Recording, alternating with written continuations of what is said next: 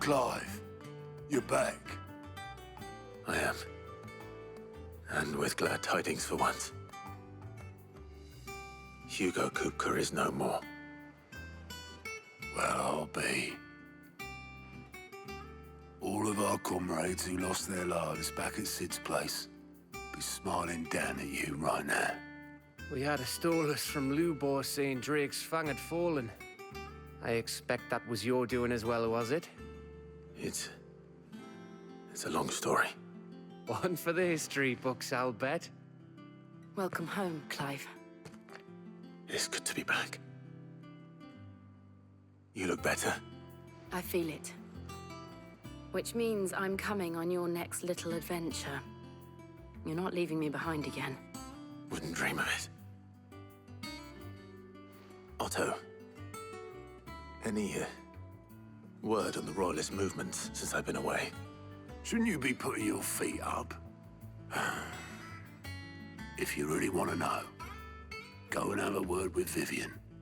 Thank you. I will.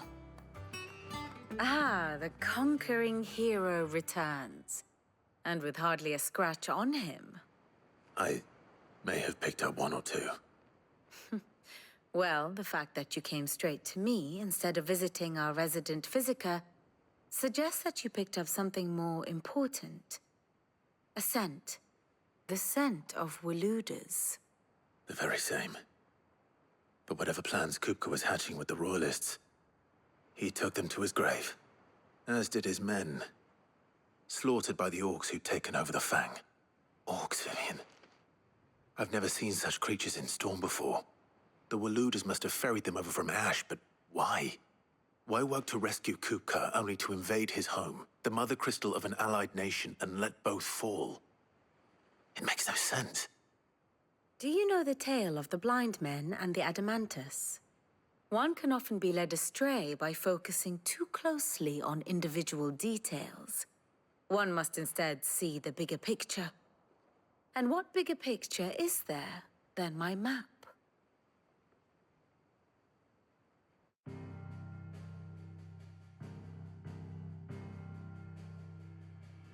The kingdom of Walud claims dominion over all of Ash. It is a nation forged by the bloody conquest of Barnabas Tharm, the dominant of Odin. The Canvarian War of Independence in 849. The Battle of the Twin Realms in 865. The Battle of Belinus Tor in 873. Wheresoever his armies fought, Odin was found where the fighting was fiercest. But of late, the warrior king appears to have laid his sword to rest. Battle rages for control of the crystalline dominion. Yet Tharm sends not a single ship in support of his Dhalmekian allies. Meanwhile, the Blight ravages great swathes of Ash. Yet warlike Walud shows not the faintest interest in laying claim to untouched lands. So why go to the trouble of sending an army of orcs into the heart of Drake's Fang, only to make no attempt to claim the Mother Crystal for Walud? It can hardly be for lack of men. Tharm's armies rival any in the Twins.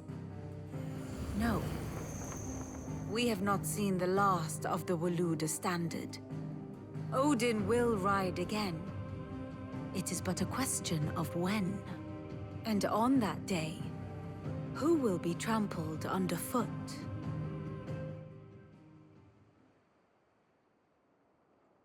In summary, I know not to what end the Royalists betrayed Kupka. I know only that it is part of some broader scheme.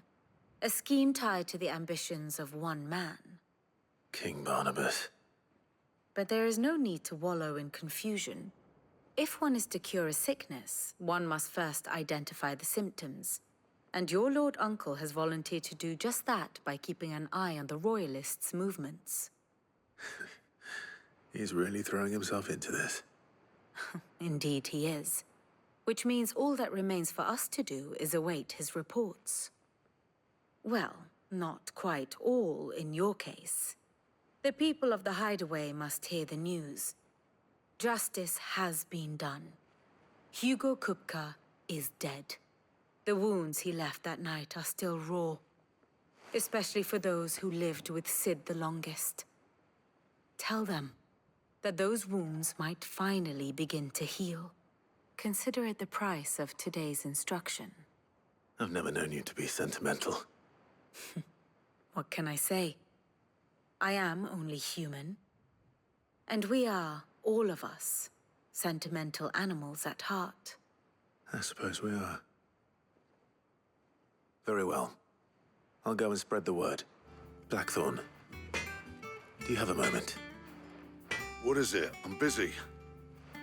I wanted to tell you that Hugo Kupka is dead.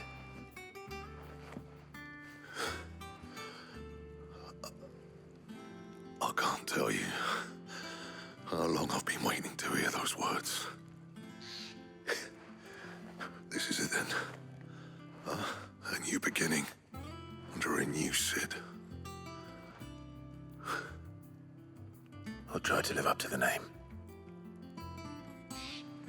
Well, someone looks pleased with himself.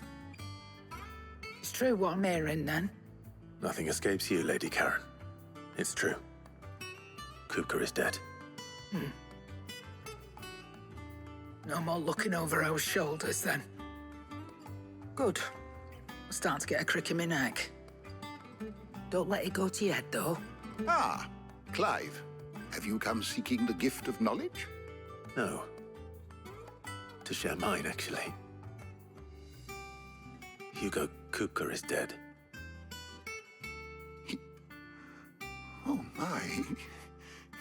Can it really be true?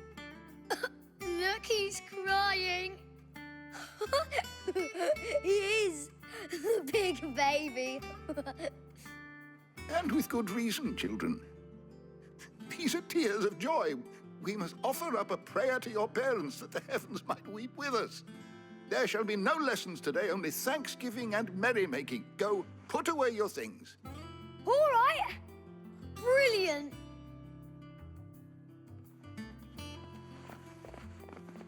Finally, a new dawn has broken. It has. Thank you, Clive. I cannot wait to share the good news. Hippocrates. After Kupka fell, Ultima came to me. I need to know what he is. Have you learned anything? Alas, no. And not for want of trying. I have scoured nigh every historical tome in our collection and found nothing. Not even the sort of conspicuous absence that might suggest a concealment of fact. One is almost tempted to conclude that such a creature never existed. But I saw him. With my own eyes. I don't doubt that you did. Alas, it seems you are the only one who has. To others, he reveals naught. We see only that which he leaves in his wake, like some terrible force of nature beyond the ken of mortal man. A bringer of death. Whether the Ultima you met with was the being itself, or merely another projection of its power, I know not. But until I do, my investigations shall continue. Thank you. It means a lot. You barely sat down since you came home. Vivian got you running errands or something? Just spreading the word.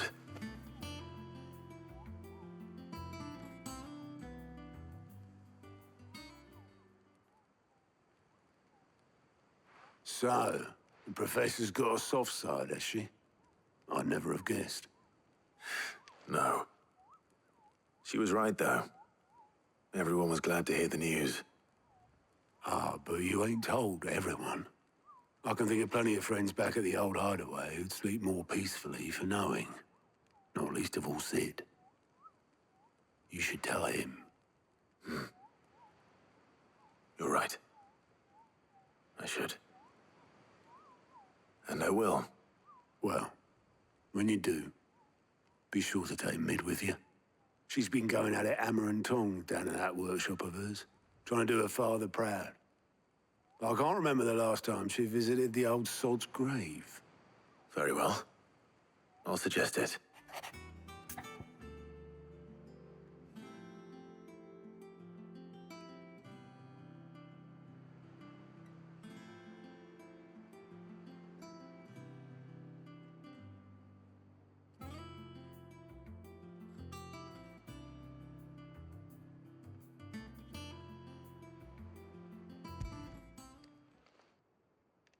Hopefully it's nothing.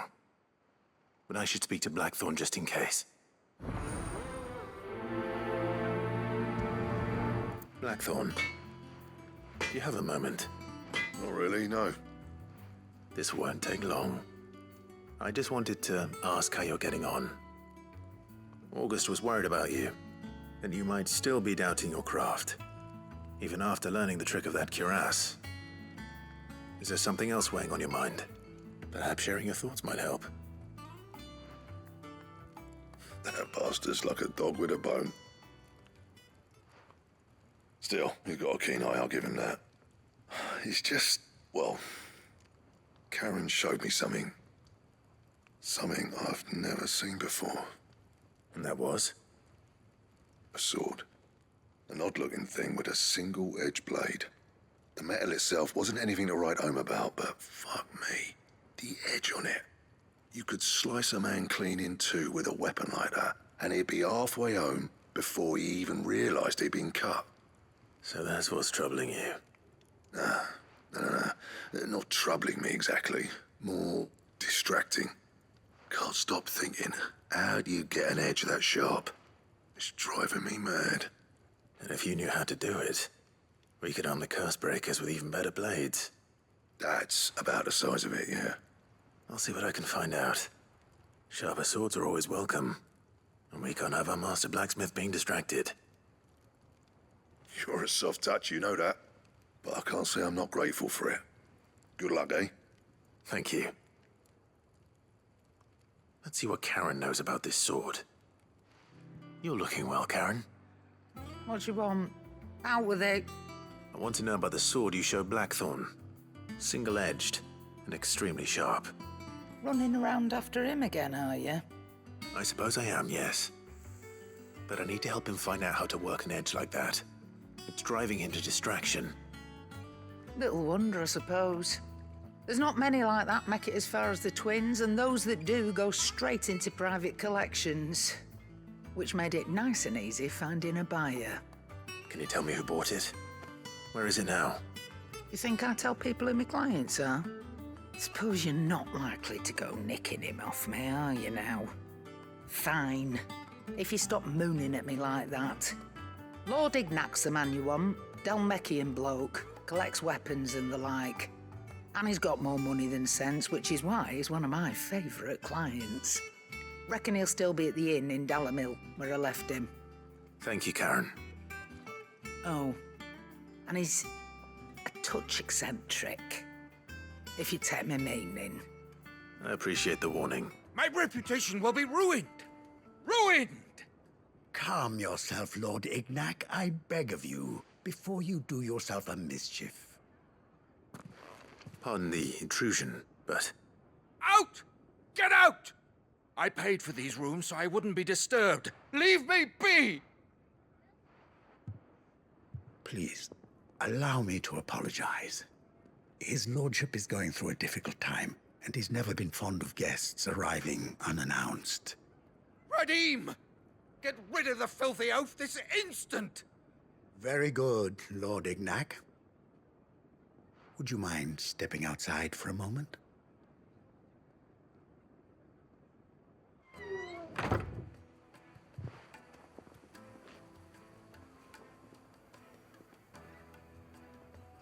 I'm sorry if I've caused you any trouble. That? Oh, no. That's just how his lordship is. Though the morning's events have left him somewhat fractious. He has been dispossessed of his luggage, you see. The thieves also made away with a considerable amount of coin. Coin the innkeeper will soon be keen to collect. I don't suppose a certain blade was among the stolen items. A single-edged sword.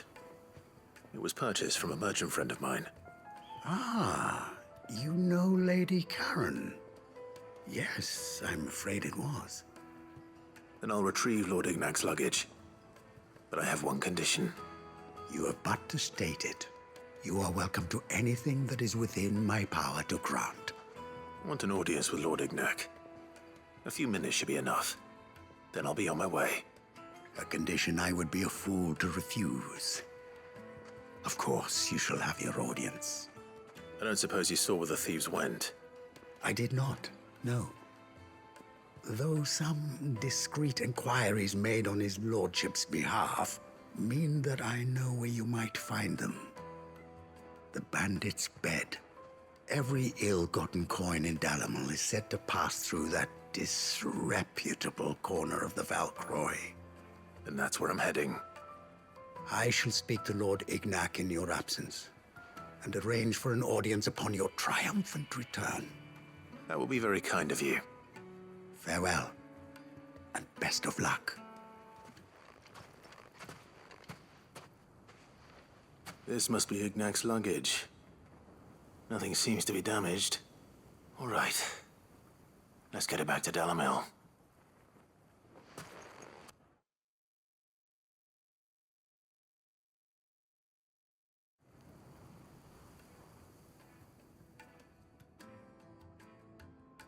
I hear I have you to thank for the return of my effects. What should I call you, my good man? Wyvern. Glad to make your acquaintance. A formidable name indeed. Well, Wyvern, I appear to be in your debt. Redeem here tells me you wished for an audience. Is that all? A few moments of your time should suffice, yes. You're a peculiar fellow, Wyvern. All right. Speak. Master Wyvern was wondering if you could tell him about a certain single-edged sword you recently acquired. Oh, a true work of art, that one. Karen drove me hard on the price, but I would have sold her Radim here to get my hands on that sword. It was made in the Outer Isles, far beyond the Twins, and is used exclusively by the practitioners of a unique school of swordsmanship. They believe no combat should ever exceed a single strike, and hone their blades to such perfection that none ever does. Each sword is made for that one perfect stroke, and for that stroke only. They crack upon a second blow. There's a brutal sort of beauty to it, really. But how do they hone such an edge? Fine question. Why, they use a whetstone, of course. Whetstones, rather. A whole array of them, ranging from the coarse to the fine. 10,000 licks with the sharpening stone, then 10,000 more. But it is the final stone which lends the blade its legendary sharpness. A mineral quite foreign to this great realm of ours. And that is the key. The secret ingredient. Wyvern, it occurs to me that my little lecture is hardly equal to services rendered. Take this, together with my regards. The very stone of which I spoke, far rarer among collectors than even the blade itself, and a far more fitting payment. Thank you. Pardon the intrusion, my lordship. However, it is long past time we prepared ourselves to depart. So it is. I am locked in bitter competition with a rival collector of curiosities. I am one step ahead of the unscrupulous scoundrel, but he is hard at my heels. And there are many other collectors out there. Too many to count, but only one do I consider my nemesis. Lord Byron Rosfield. And is a perennial thorn in my side. I can imagine. Farewell, Wyvern. May our paths cross again. Radim, we mustn't dawdle.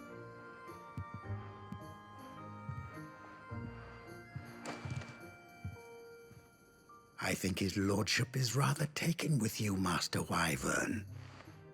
Thank you again for your assistance. Coming, my lordship. I'll be right there.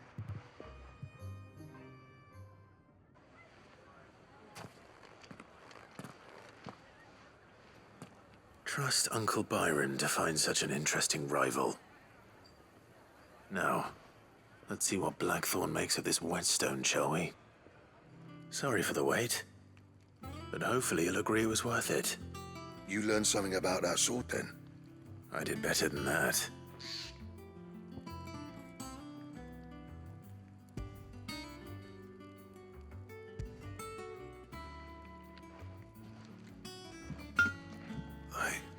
A whetstone?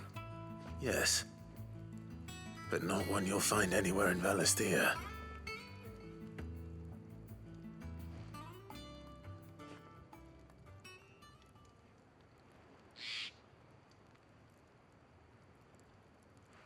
No wonder I couldn't get the same finish on the grinding wheel.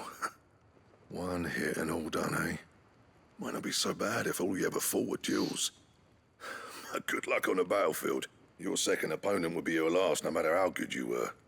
Even so, is there some way it could be used to give the curse breakers an edge? I think so, yeah. With this whetstone and the right kind of steel, I could probably even make a twin of the blade that rattled me. But there'd be no replacing this little rock once I worn it down to a sliver. I reckon we get a dozen swords from it, if that. Swords that the curse breakers wouldn't know how to wield properly, and that would see them through a single fire piece. Nah, no point trying to copy that thing. Be about as much use as a wax anvil. But finishing our blades with a whetstone this fine, now that's something to consider. And what's finer than fallen masonry, eh? Or more hard-wearing, for that matter. Just imagine it. Good Valisthean steel with an edge as sharp as any found in the Outer Isles. I won't make a copy, nah. I'll make something much better. I'm sure the curse breakers will be delighted. Just don't push yourself too hard. Don't you worry about me, sunshine. I've been working day and night since I was half your age, and I'll still be here when you're long gone. Hey, thanks, Clive. I mean it. I owe you one, August too. It's good to know someone's looking out for me. He'll be happy to hear you said that. And I'll see that my debt to you's paid. First new blade I make's got your name on it. You come and find me when you've got the materials. All right. I will.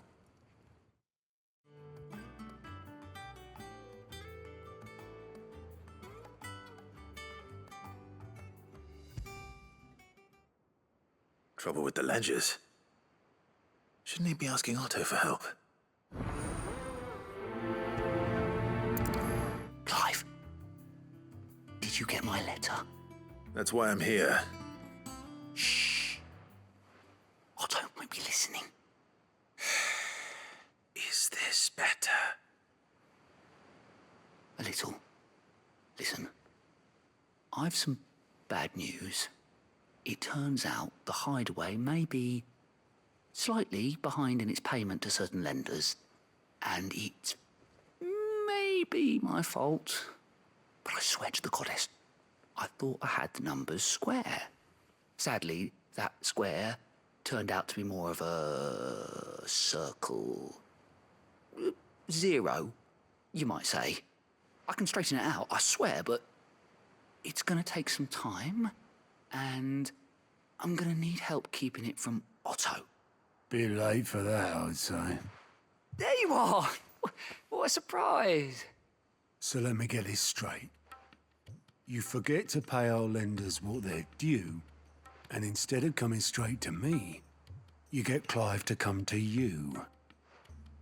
And I hope he'll dig you out of the hole you've dug for yourself. Clive, the man in charge of the place you've been cheerfully trying to bankrupt. And you thought this was a cunning plan. Why? Well, who needs paying? Oh, just Martha. And the dame. And, well, Lady Karen. But only 500 talents. We owe 3 of our most trusted friends 5 million gil. Each. 5 million each. they lent us the bulk of the money we used to rebuild the hideaway, you see, and, well, I must have made some sort of oversight. Those ledgers were my responsibility, and it was my decision to entrust them to you. This is my fault. Do we have that much to hand? I can always ask my uncle. No, we don't. And no, you won't. We've lightened Lord Rosfield's purse enough. After the king's ransom we had off him, he deserves better than to see our begging bowl. Besides, we'll need to learn to stand on our own if we're gonna make this work. All right. But that doesn't mean you have to shoulder the burden yourself. Is there anything I can do to help? There might be. How'd you fancy taking these to Martha and the Dame? Rocks. Rocks, he says. Worth 1,000 talents apiece, these are. A little something Sid and I set aside for when times got lean. And I reckon 15 million in overdue debt probably qualifies. I just hope our associates' eyes are a bit more discerning than yours. I'm sure there will be. Should be me making the rounds, really. But you know how it is with this place. Orders to bark, arses to wipe, and all that. I know. Which is why I don't mind going in your place. Go. Do you know why I only gave Master Clive here 2 star rubies? Because you'd rather Lady Karen killed me. Because I'd rather Lady Karen killed you. Yes. Well, I suppose this is goodbye then. Don't worry. I'm sure Karen will understand. Really? Do you think so? No, I don't. Clive, we weren't expecting you. I wasn't expecting to be here, but it seems we still owe you a considerable amount of coin for your help with our rebuilding efforts. And though I doubt it's what you were expecting, we were hoping you'd take this as payment.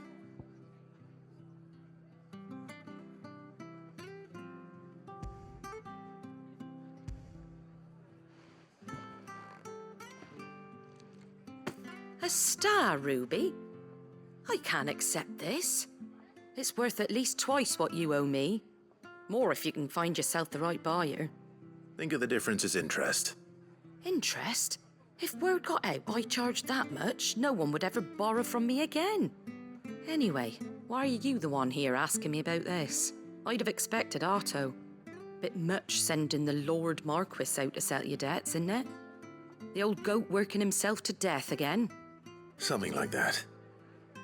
Most days I think he's the only reason the hideaway's still standing. Same as always, eh? Back when the place was nothing but a twinkle in the eye of a recently retired Lord Commander, word is he was the first one Sid reached out to. Probably knew that without his strong arm and level head, the idea would never get off the ground. Sid may have been the face of the hideaway, but Otto's always been the backbone. And when Sid passed away, we were all worried that would be the end of it. That Otto would just give up. His death was hard on everyone. But it must have hit Otto hardest of all. But he didn't give up, did he? Quite the opposite, in fact. If I recall, he was the one who nominated you as Sid's replacement, and rallied the rest around you. I reckon what he saw in Sid, he saw in you too. And don't we all? Doesn't hurt that you're half as stubborn and twice as handsome, neither. That, and you keep good company. I suppose I do. Milady, I come bearing gifts. Gifts? Whatever is the occasion.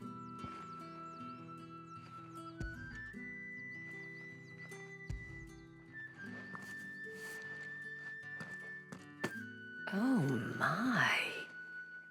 Clive, you really have outdone yourself. Otto asked me to give it to you.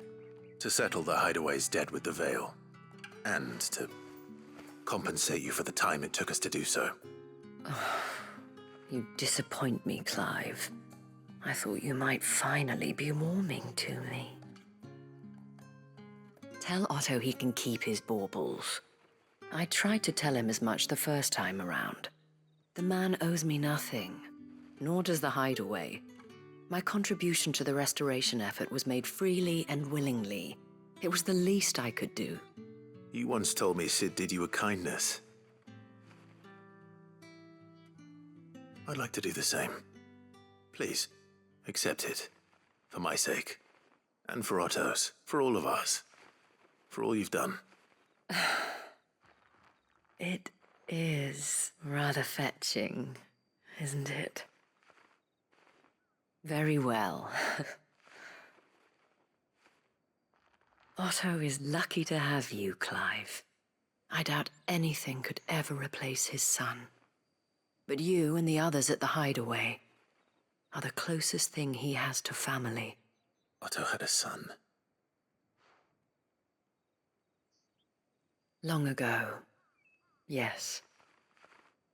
Sid told me Otto lost him when he was just a boy, and blamed himself for not being able to stop it. I don't know how it happened, whether there was anything he could have done, but it was clear that it weighed heavily on him. I didn't know. How could you have? I doubt anyone did. Besides Sid, I've never met a man more keen to bear his sorrows in stoic silence. An ill habit, given that both have always been surrounded by friends desperate to help them. I'm beginning to see that.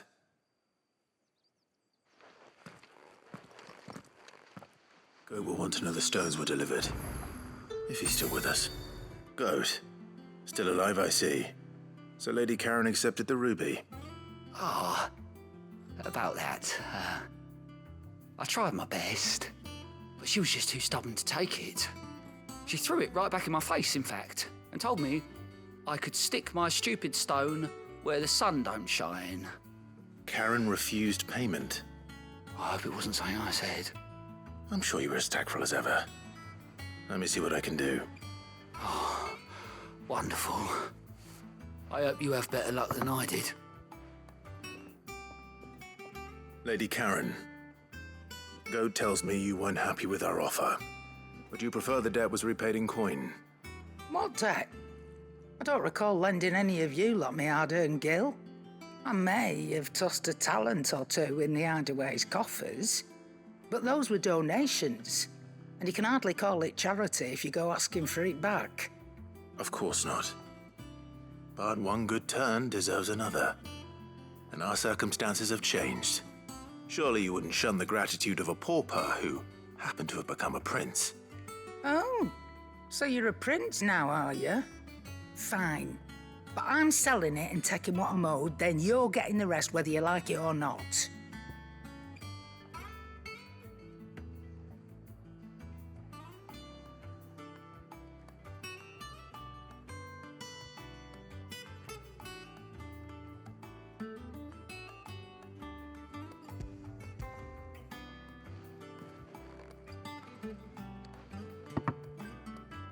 Where'd you even get this? A decent trader might nab 1,000 talents for a star ruby. A canny one, meanwhile, might claim it were nicked from the belt of Sid the Outlaw himself and ask twice as much. Might be I already have a buyer in mind. Might be you even know her. A fine continental maid whose beauty's only eclipsed by a guile in commerce. You wouldn't mind, would you? Not at all. Just be sure to tell her that it's always a pleasure doing business.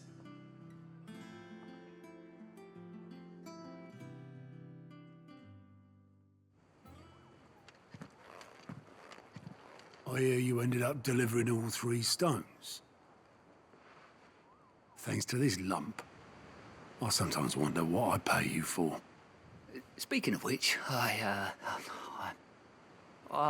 still haven't been paid last month's wages. Oh, so you remember what's owed to you then? Get your ass behind that disc of yours and don't get up before those ledgers are square. Right away.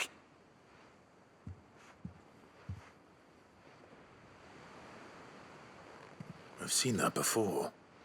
You have, yeah. Plenty of times. It was the only goblet Sid ever used, either out of habit or because the filthy sod couldn't be bothered to find a clean one. I knew so little about him. Like most people. Martha and the Dame both seem to have fond memories of him. I bet they do. How long did you know Sid before he... Before he died. 20 summers, give or take. Back in the day, I was a purser on a trade ship, which is where I met him. He bought passage to... I forget where. And having nothing better to do on the long nights, we set up drinking island rum till the morning bell dragged me back to my duties. Quit my post not long after that, on account of making a fine maiden's belly fat. But me and Sid stayed close, promising we'd one day sail the seas again. That was before fate stepped in and said she was having none of it. The magic woke inside my son soon after his first name day, and there was no hiding his knack. Couldn't you and your family have... My family were the ones who summoned the constable, wanted the monster taken away. I couldn't turn my back on him, forget what I felt, and I couldn't for the life of me understand how they could. Luckily, Sid was of the same mind as me. It was him who stood beside me when all I wanted was to tear the whole world down. Him who cried for me when I had no tears left of my own. Him who swore he'd do everything he could to stop it from happening again. And he was true to his word, too. Left the Royal Army once and for all. His ranks, his ribbons, gone. Just like that. Threw away everything he had. All to right a wrong that no one else had the courage to face. I knew then I'd follow that man to the ends of the earth.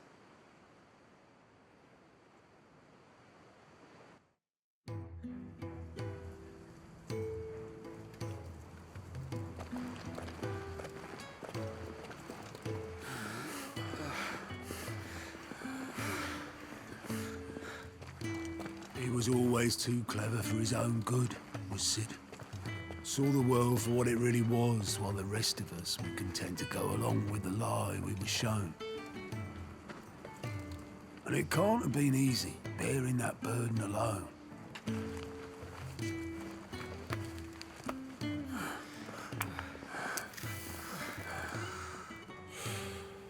But he didn't let it stop him. He never lost faith in what he believed was right. And that gave us faith in him. Faith he'd steer us true. So I swore to myself that I'd always be right behind him, ready to catch the stubborn sod, if ever he should fall. But I couldn't even do that.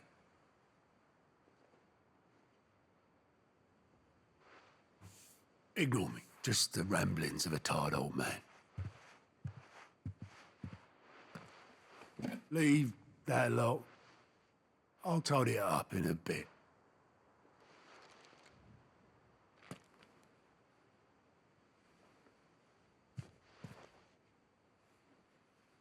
This is Sid's handwriting.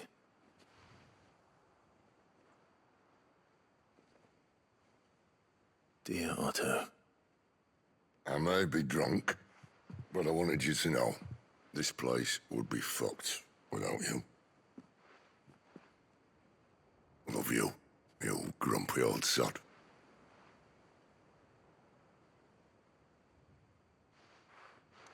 This note.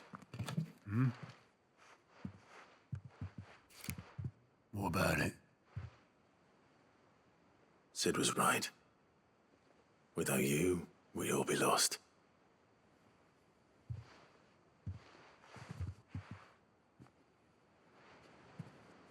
He should have bloody well said so then. Just once. Before he went. But then, why would he? Him, or anyone? I'd only have told him to piss off.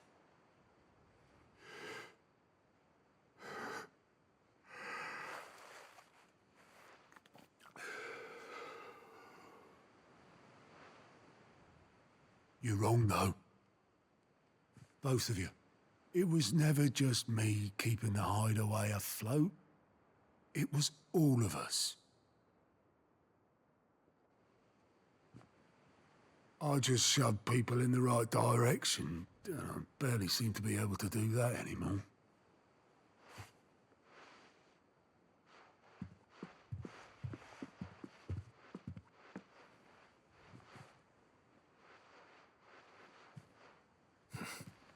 Would you rather go at the helm? Well, maybe I've got a few more years left in me. I'm going to hold you to that, Otto. Before you go, Sid would have wanted you to have this. But that's... This'll do me just fine.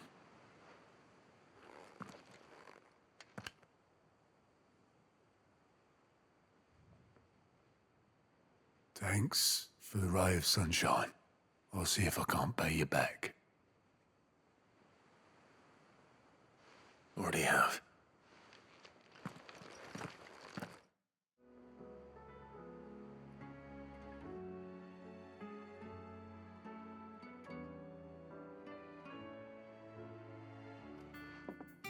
All right, Clive? What do you want? I'm going to visit Sid, and I thought you might like to come with me. Sorry, I'm too busy for all that right now. I've got to get this thermal displacement stack sorted. Thermal... Displacement stack. Here. And this is for... Only the fastest, finest ship the world has ever seen. The Enterprise. Me and my dad designed it together. Where other vessels rely on the fickle winds to drive them through the water, ours is fitted with mithril engines. And those things have got more push than a behemoth in a bad mood, and more heat than all the hells put together. Which is where the stack comes in. I may have already talked some tight-lipped shipwrights into putting the hull together for me in a little dockyard in Canva. But the stack's a bit more involved, so I'm building it here. Thing is, it's so involved that I'm running behind and it's starting to hold things up over at the shipyard. I'll come and see my dad, though, when I'm done. Whenever that is. Is there anything I can do to help? Good old Clive. I were hoping you'd say that. First things first, I need some parts meching. The stack will be made up of 3 major components. There's the plating, here, that channels hot vapors away from the engine. The helm over the top, that disperses all that heat into the air. And the shielding around the sides. That stops the rest of the ship from going up in flames. A full suit of armor, then. Probably best to take it one piece at a time. Then you'll need to start with the plating. Everything else fits onto it. I've got the designs and the list of materials here. Show these to Blackthorn. He'll know what to do. I can't make head nor tail of them. Luckily, you don't need to. Blackthorn, can I ask a favor? Out with it. It's for Mid. This my last chance to say I'm otherwise engaged. Spare myself the arseache. Go on then. What is it this time? She said you would know. Here.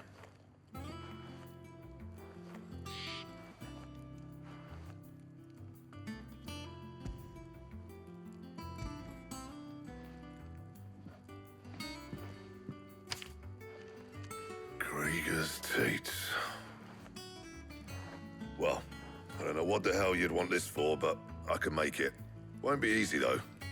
And I'll need help. Get Gav and Otto in here, will you? All right.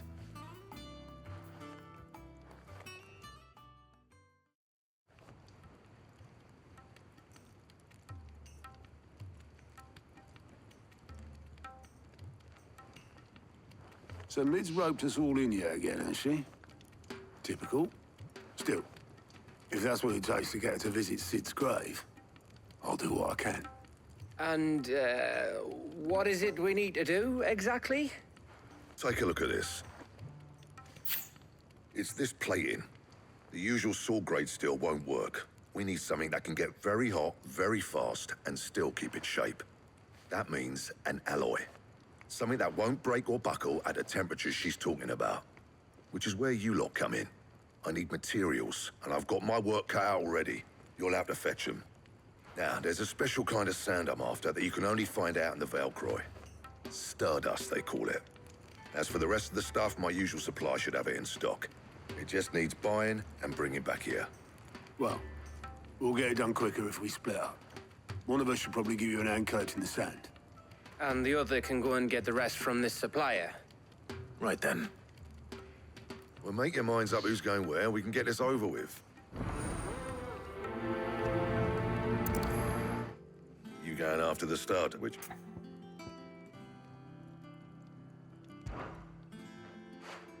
Gav, you're with me. All right, then. So, where do we find this Stardust stuff? There's a river that runs through the southern reaches of the Velcroy. It's the black sand that washes up on its banks that you're after. Southern reaches of the Velcroy, eh? That's down past Dalamil. I'll go and scout the place out.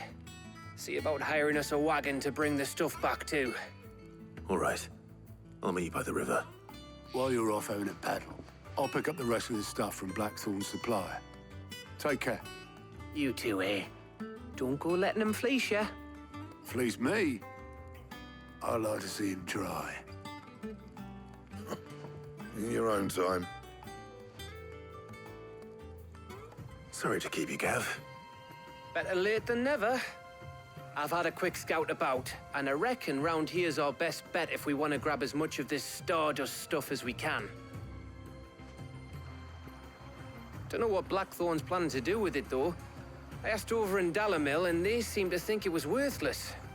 But if Stardust is what Blackthorn wants, Stardust is what he'll get. There's plenty of the stuff lying about, just begging to be bagged. Then let's get bagging, shall we? We shall. Race ya. You finished? How much did you get? Enough. I hope.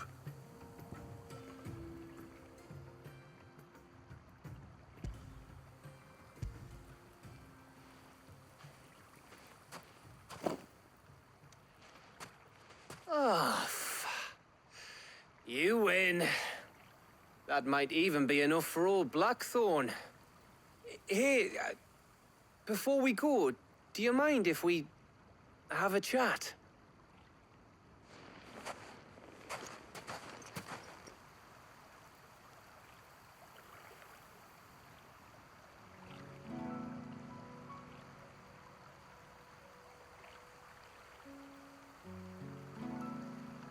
Feels like ages since we had the chance to talk. You know, man to man like. It does, doesn't it? Back when you first took Sid's name, we were talking all the time. Working out what to do in that. There was a lot to work out. And there still is. Those shoulders of yours starting to feel the strain. Hardly ever see you around the hideaway nowadays. Always on some errand or other. You can take a day off, you know. Says the man who spends most of his time behind enemy lines. Only 'cause you keep sending me there. I know I can count on you, Gav. Likewise.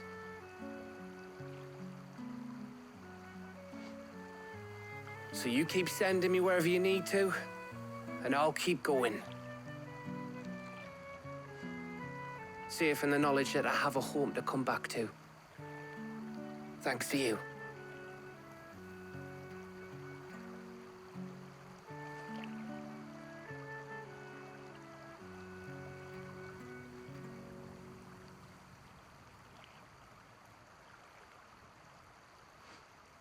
Right. That's enough soppy shite for one day. We'd better get this lot back to Blackthorn before he slings his hammer at someone. You go on ahead. And try to get some rest once you're there. Oh, I plan to. Believe you me. After Blackthorn gets what he needs, of course.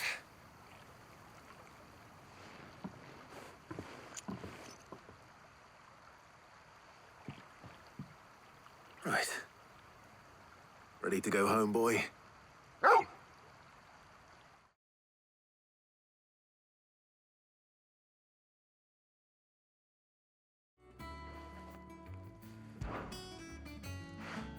Otto, you're with me. All right, then. Where do we find this stardust, and how will we know it when we see it? There's a river that runs through the southern reaches of the Velcroy. It's the black sand that washes up on its banks that you're after. And I'm guessing you'll be needing sackloads of the stuff. Might be worth our importers at the Dalimil Inn. I'll head down there. See about finding us a wagon. All right. I'll meet you by the river. Yous two take care, eh? I'll go and see this supplier. Just don't let the bastard fleece you, eh? He wouldn't do that. He's Blackthorn's mate. Isn't he? Best of luck. Otto, sorry I'm late.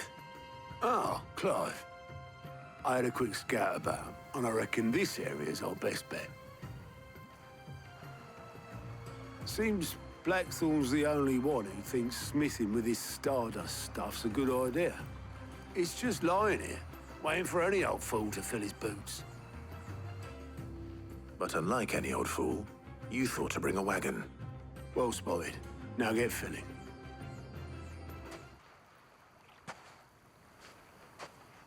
How much did you get? Enough.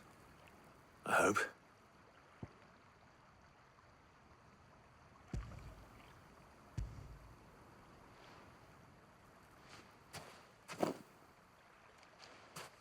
More than me.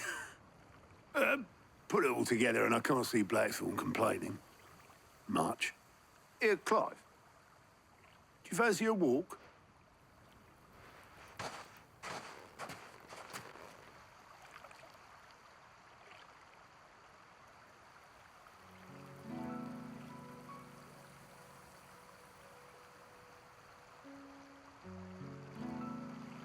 Sid would be proud.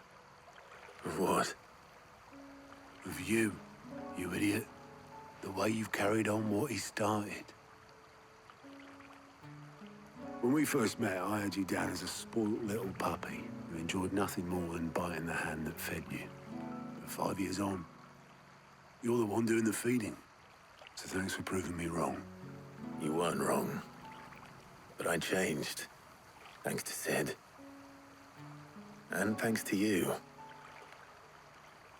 When I suggested taking on his name, you were the first to back me. And if you hadn't, no one else would have. I couldn't have done any of this without you, Otto. Yo, give over. You're making me blush. All I did was choose hope over despair. I gave you a chance, yes, but you're the one who took it. You took a rabble of homeless, hopeless outcasts and put them back on their feet. Gave them something worth fighting for, just like the old Sid did.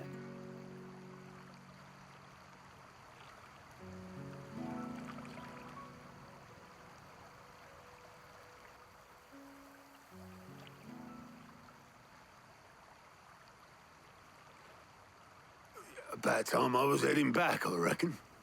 All this scrabbling about in the sand's taken its toll on the old pins. I'll see you back at the hideaway then. You can take a well-earned rest when you get there. Oh, I plan to. Believe you me. But I'll make sure Blackthorn gets his precious black sand before I put my feet up. He'll only moan otherwise.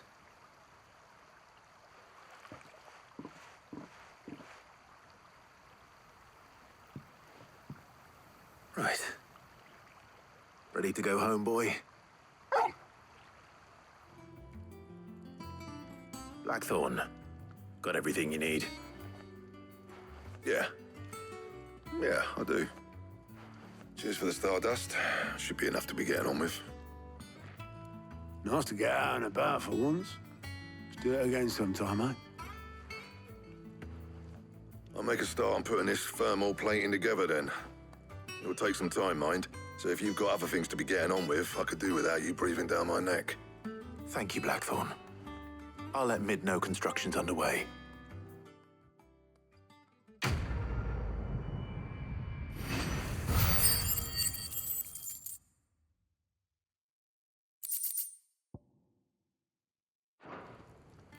Suppose we'd better be getting back to work too. Give us a shout if you need anything.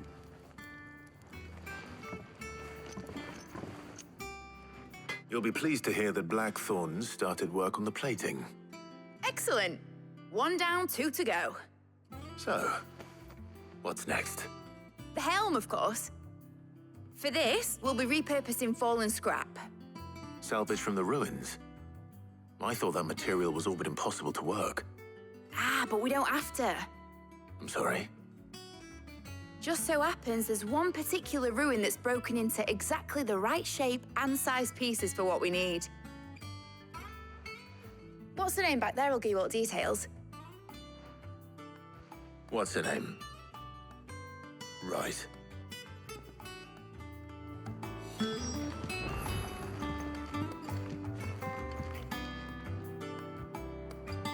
Oh, Sid, is this about the helm?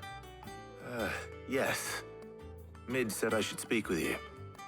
I'll show you the plans then. Here you see the mithril engine, in which mithril is burned to generate heat. That heat is then harnessed to produce motive force. Excess heat is dealt with by means of the thermal displacement stack, which disperses it into the surrounding air. Now, were we to rely on thermal plating alone to achieve this effect, the rate of excess heat buildup would far exceed the displacement coefficient of the plating. In other words, the reactor would overheat and eventually explode. This is where the helm comes in. It connects to the plating, you see, and serves as a sort of thermal sink to absorb all that excess energy. Our experiments have shown that fallen ceramics are remarkably thermophilic. They can withstand and absorb levels of heat far above anything we are able to make today. And not only that, they're also waterproof and immune to rust, making them the perfect material for our protective hood. Why? If sea or rainwater were to enter the reactor proper, it would vaporize instantly. The forces produced would tear the ship from stern to... You can stop there. I understand. Mid said we might be able to use parts of a fallen ruin. Where would I find it? Ah, yes. It's in Lorbert's Pass, near Lostwing. The thing is, well, I probably should have arranged to have the pieces we need brought here sooner. You see, a certain unwanted visitor has taken up residence there. It's no longer a matter of just walking in and taking them. It's, going to be considerably more dangerous than that. I see. Then I suppose I'd better deal with this unwanted visitor for you. Would that help? Oh, very much. Thank you, Sid. I'll gather my team and head there right away. We'll meet you outside the ruins.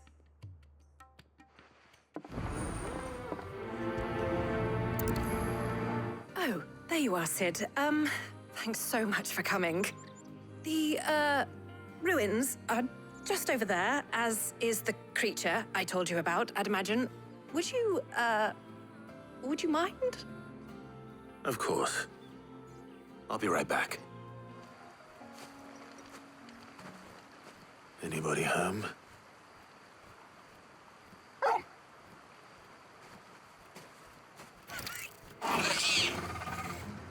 This must be our unwanted visitor. Time to go. The things I do for you, Mid. Sid! Oh, thank goodness you're safe. You shouldn't have any trouble now. Indeed. Well, don't let us keep you. We'll, see that everything is transported safely back to the hideaway. All right. I'll let Mid know you're on your way. Mid. Helena has recovered the material for the helm. She'll be along shortly. Excellent. Another job well done. And just one remaining. Right. Right, the shielding. This one's a bit of a bugger. How so? The plating's enough to stop the engines going pop, but those things will still be spitting out enough fire to set the rest of the ship ablaze. Which is why you need proper shielding. A prism for the dragon's breath that's blazing away inside. I thought a triple thick layer of tempered steel might do it. Or more of the stuff that the Fallen use, but they'd both be too heavy. The helm and the plating are bulky enough as it is. Add any more weight and the whole ship would be at the bottom of the briny before we'd even started. I need something light. But I've racked my brains and I just can't think what would do it. Well, if I were in need of obscure knowledge, I know whose counsel I would seek. Harpocrates. Tomes? Yeah, well, I'd thought of that, obviously. I've got all the details written down here. Can you take this to him, see what he makes of it? Right away. Harpocrates, do you have the moment? For you, Clive, always. Well, actually, it's for Mid this time. Could you take a look at this?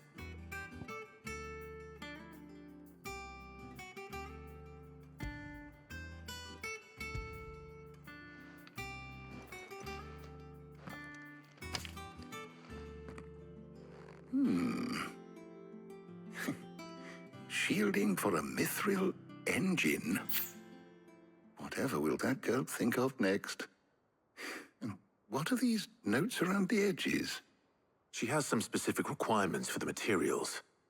The shielding needs to be able to resist extreme heat on the inside, and yet remain cool enough on the outside not to set the ship alight, while also being light enough not to sink it. As you can imagine, she's struggling to find anything that meets her needs. I see. I wondered if you might know of a solution, or if you might be able to search the records for one. Perhaps it is not a different material she requires, but a different approach. What do you mean? Consider the lake we have made our home. Its blighted waters eat away far more quickly than fresh water or even brine, at timber and steel alike. And yet, we have made a home here from those very materials nonetheless. We have. But Bardolph must varnish every board twice over to keep it from rotting. And Obelisk complains that without a constant supply of pitch. I see. Early Gregorian histories speak of a preparation known as moon dew. It is said to be able to resist even the most ferocious flames. Before the dragoons tamed the worms and wyverns of the realm, nobles would daub their castle walls with it in order to guard against dragonfire. So if we could recreate it... It might be applied to some material or other in order to provide the protection Mid requires. As to how best to apply it and to what material, perhaps Bardolph and Obelisk might be of assistance. I shall speak to them and see what wisdom they might have to offer. If you would be so kind as to procure the necessary ingredients, I shall discuss the specifics of how it might be most effectively put to use with our two friends. The knowledge of the past may yet prove useful to we of the modern era. Thank you, Harpocrates. And since you're asking others to help you, perhaps I should too.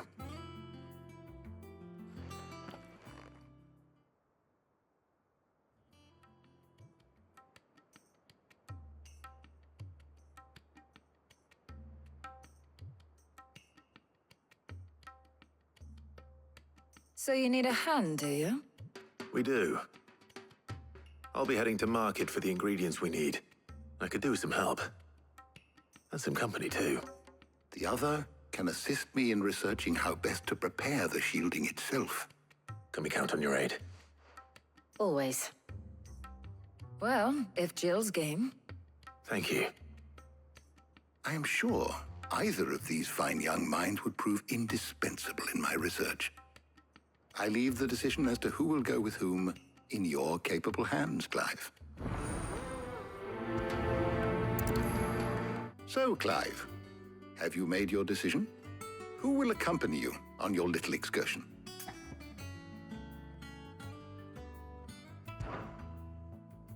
Very well. So then, what do we need to find? I have taken the liberty of preparing a list. Here. White chocobo eggs. Pepio nuts. Are you sure this list is right? Everything on here seems very edible. I would have thought the ingredients would be a little more exotic. Though these items may seem mundane, they have potent effects that are rarely exploited, effects for which they were once highly prized. So much so, in fact, that they were harvested almost to extinction, hence moon dews having fallen from favor. Now, of course, they can be obtained with ease. You should be able to find everything you need at the market in Northreach. Is that so? I've been meaning to visit Northreach anyway. I'll set out now. Join me there when you're ready. I will. Until then. You two enjoy yourselves. You too, Talia. How goes the hunt for ingredients? I've only just started. I'm sure everything we need is somewhere amongst all these stalls, though. Why don't we split up and see? We'll take a couple of ingredients each.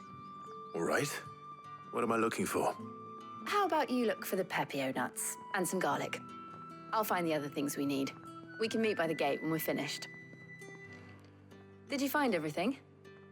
I did. Here.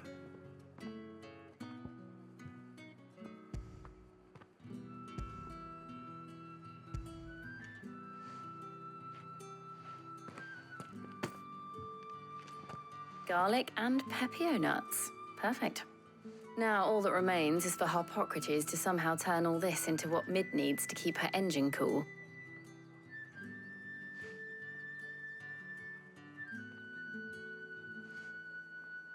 But before we head back, would you walk with me a while?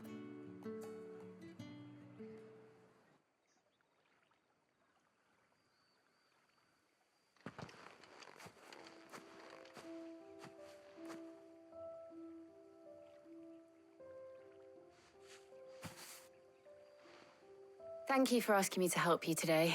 It makes a nice change. It does. It's good to get away from all the battle and bloodshed for once. Just being here reminds me of when we were children. Do you remember?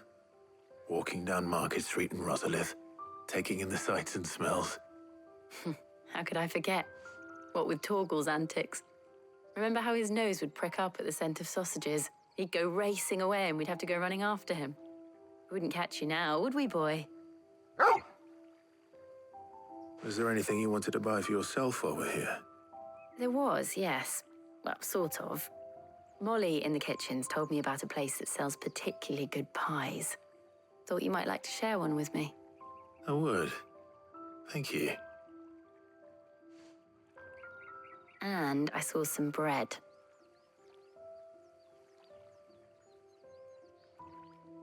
Big white cobs like the baker back in Rosalith used to make. What do you think? I thought we might get some soup to dip it in. But then I tried a slice of the butcher's dry-cured ham and it was just, oh. You all right? Sorry. It's just, you're right. I really do feel like a child again being here with you.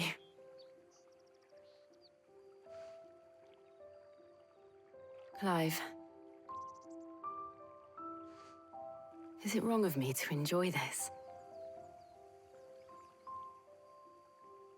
No, Jill. This is how life should be. And it's how our lives will be when our work is finally done. When we can live on our own terms. I hope so. Thank you, Clive.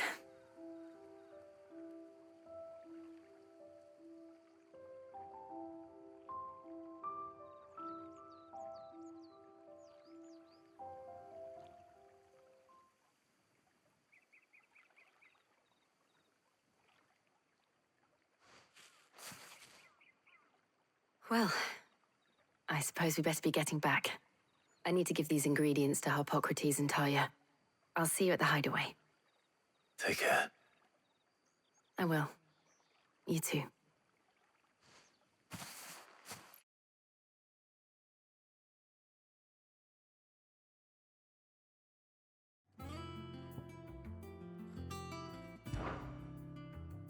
All right. So, what are we fetching? I have taken the liberty of preparing a list. Here. Garlic? Conch shells? Are you sure this is the right list? Looks like the ingredients for someone's supper. Though these items may seem mundane, they have potent effects that are rarely exploited, effects for which they were once highly prized. So much so, in fact, that they were harvested almost to extinction, hence moon dews having fallen from favor. Now, of course, they can be obtained with ease.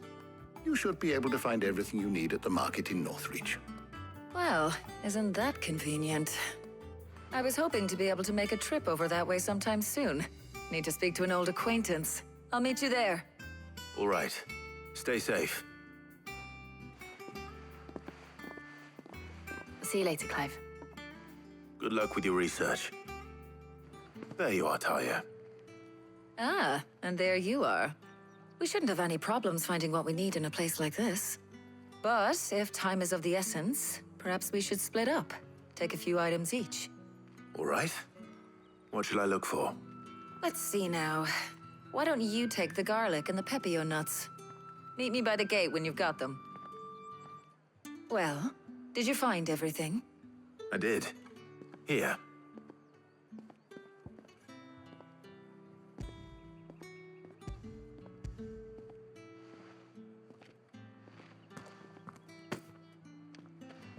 Garlic and pepio nuts. Job done. We should get this back to Tomes then.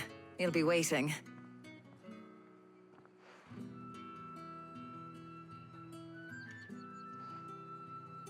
But we're not in too much of a rush, are we? Quick chat.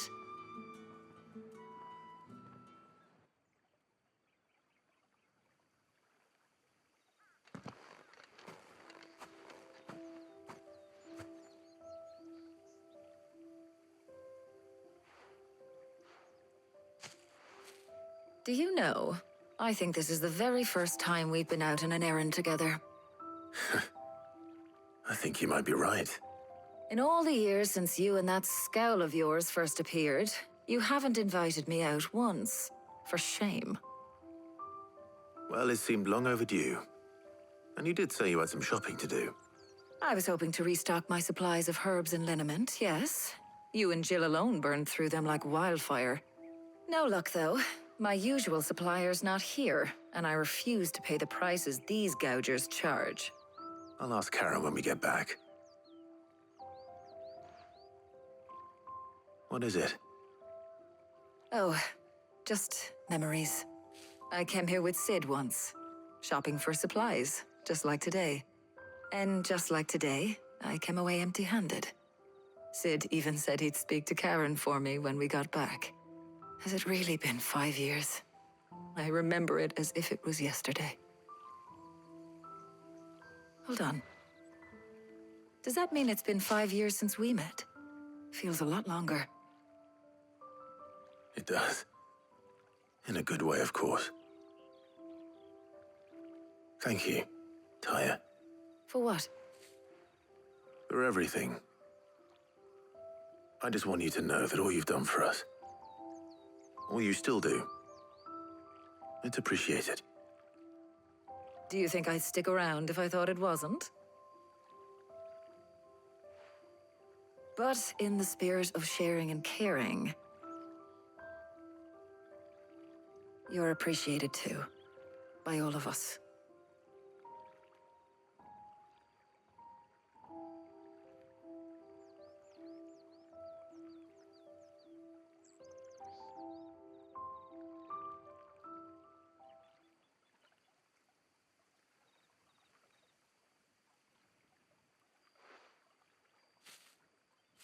Well, I think we've tarried long enough.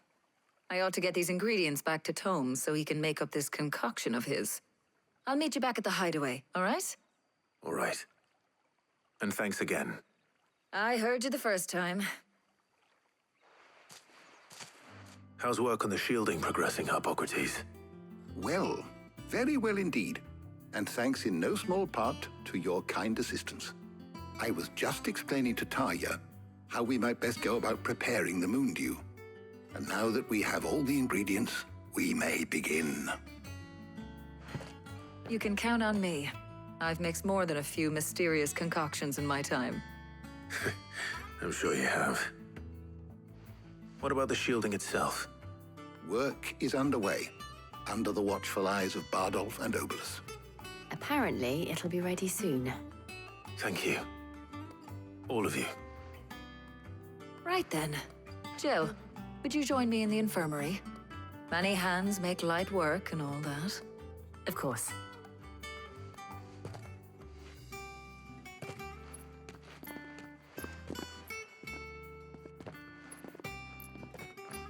Oh, and Clive. It was good to talk. We should do it again sometime. It appears our work here is almost at an end. A shame. I was enjoying playing the man of action for once. When both the shielding and the moondew are ready, it will merely be a matter of applying the one to the other, followed by a rigorous process of testing and retesting, of course. Perhaps someone ought to warn young Mid of that. Leave it to me. Thank you, Hippocrates. Sorry to keep you waiting, Mid, but you'll be pleased to know that work on the shielding is underway. You found something for it? In a manner of speaking, Hippocrates knew of a substance that's highly resistant to heat, a coating that should provide the protection you need. He's supervising the construction and testing of the shielding as we speak. Brilliant! I knew you wouldn't let me down. Don't thank me. I'm just the errand boy. Right then, better start working out how to bolt all these bits together. To the Black Hammer!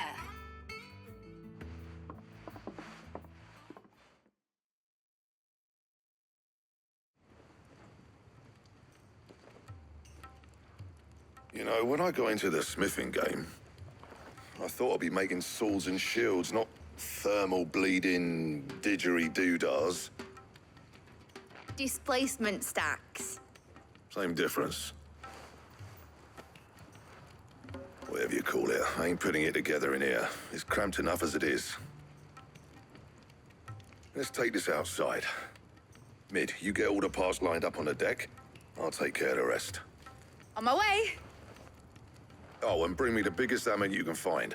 This is gonna require some precision walloping.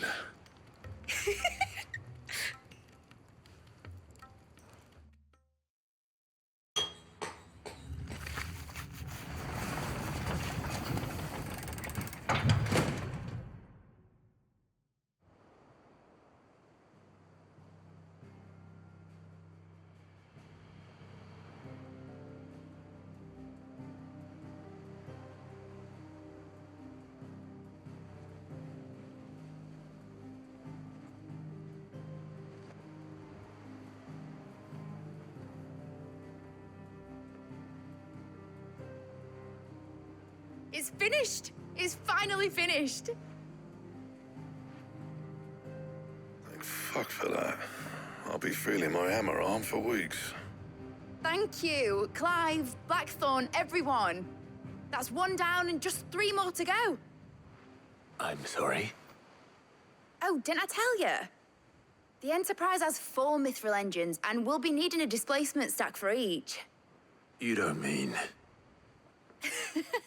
Don't worry. Now they've got a finished one to work off. My gang in Canva can build the rest. Good luck to them, I say. Right, I'm off to get a sling for this elbow. Any other work comes in, keep it to yourselves, eh?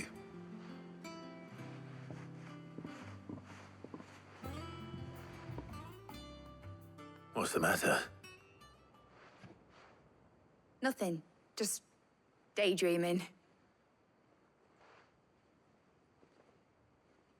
Thinking about the Enterprise sailing off over the horizon to shores unknown, searching for a land untouched by the Blight, just like me and my dad planned.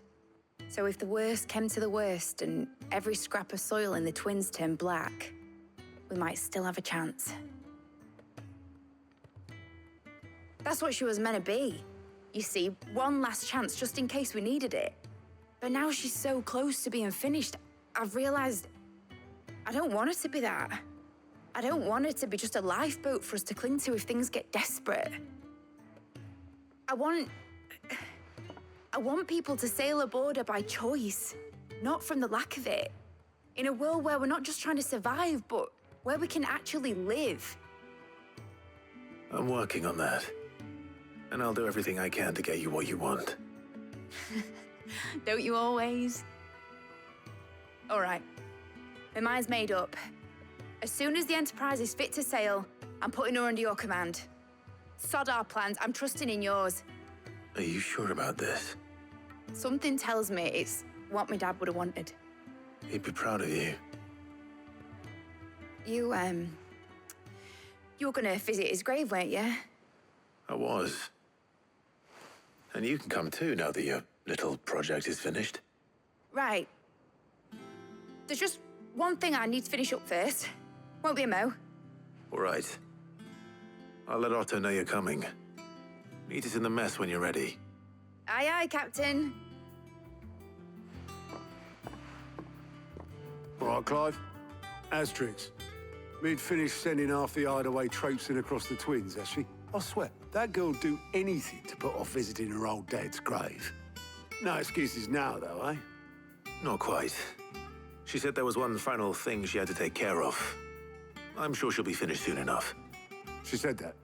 In those words? She did, yes. Clive? Were you born yesterday or something? There is no thing. She'll probably be halfway to Canva by now. Mid. I might still be able to catch her.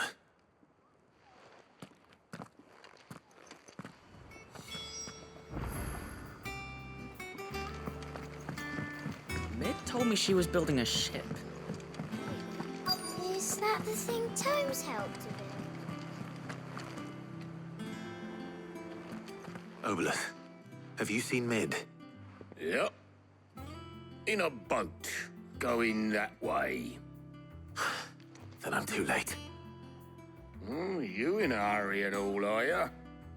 Oh, I offered to take her across, but she wouldn't wait. Just paid for a dinghy and rowed off. Oars going like the clappers. Got some life in her, ain't she? But anyway, I was on my way up to see you, as it happens. Got a letter for you. Urgent, by the sound of it.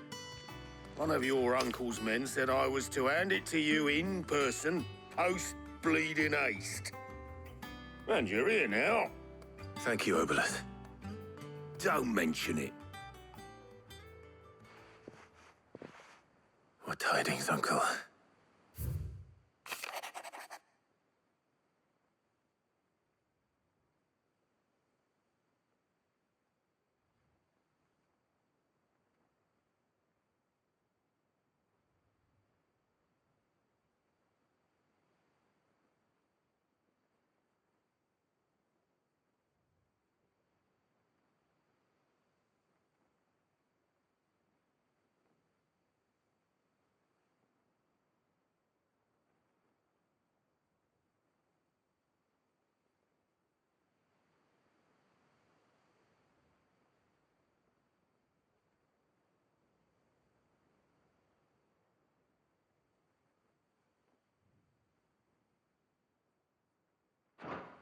Trouble in Canva. Well, I'll need someone to keep an eye on Mid.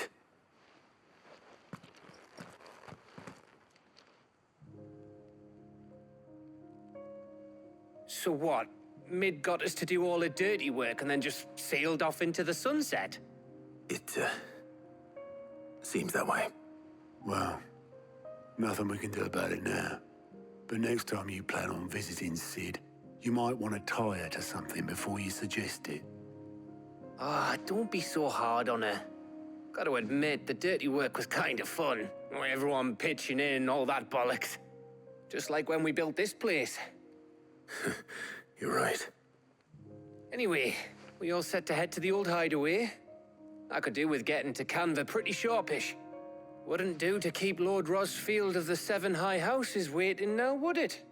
Not after he asked for me personally. Gav will be leaving with me. Will you mind the place while we're gone? You can count on me. Just be sure to give Sid and the others my regards. All right. Oh, by the way, Jill will be joining us too. She's got some things to take care of, but she'll meet us there. I hope she's telling the truth at least.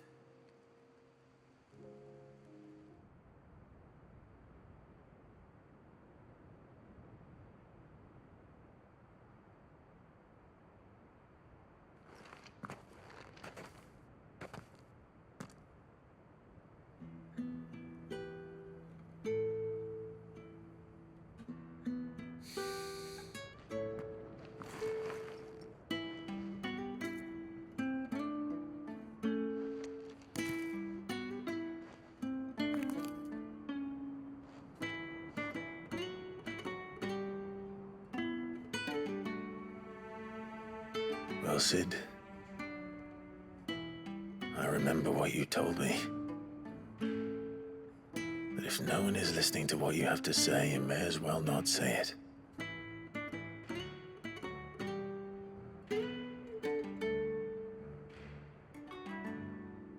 But I will say this, old friend. Hugo Kuka is gone. His shadow looms over us no longer. It's a pity the Phoenix can't be in two places at once. If he'd have been with us, maybe he could have done something for the lost. Not even the Phoenix can bring people back from the dead. Life has a beginning and an end. So we must live while we have the chance. And not as slaves to the crystals, but as free men. May we join you?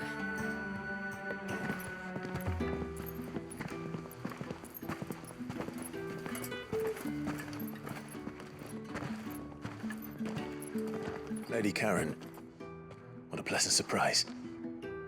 I thought I'd drop by and see how you were all doing before heading off to restock my supplies.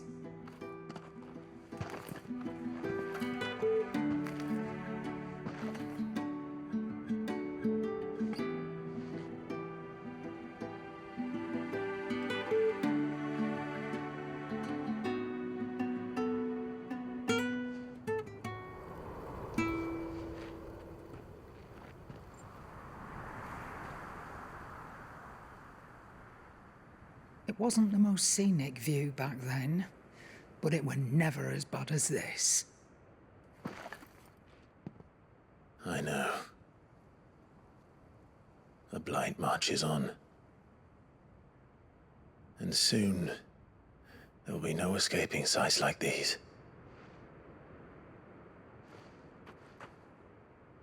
So our mission remains unchanged.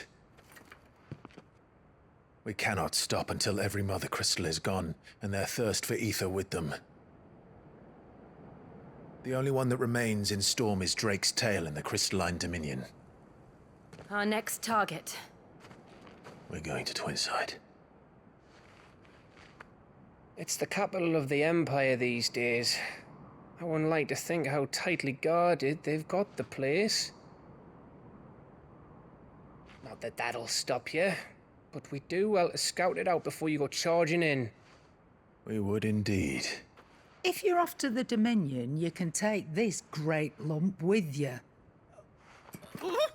Goods. Oh, I am sorry. Have you forgotten you're the most wanted man in the Twins? I thought you might like to disguise yourselves as the attendants of a travelling trader, assuming you've no better ideas. You wanted to buy yourself some tools, didn't you? Well, now's your chance. You're letting me go with them? Oh, thanks, Nan. Stop that! You'll break me bones, you great galoot.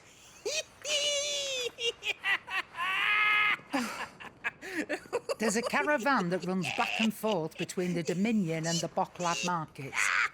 It's managed by the Merchants Guild. Just show them Goots' traders pass and you'll be on your way. It'll be a damn sight less risky than footing it the length of the Crystal Road. That's for sure. Thank you, Karen. And glad to have you with us, Goots.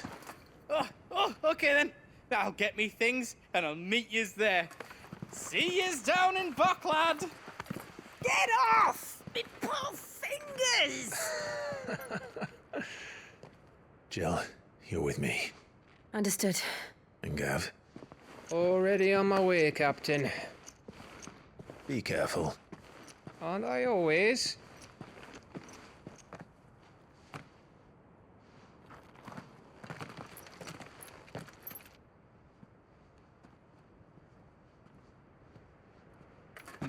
Do you see that, Sid? Your protege's making a proper little outlaw of himself.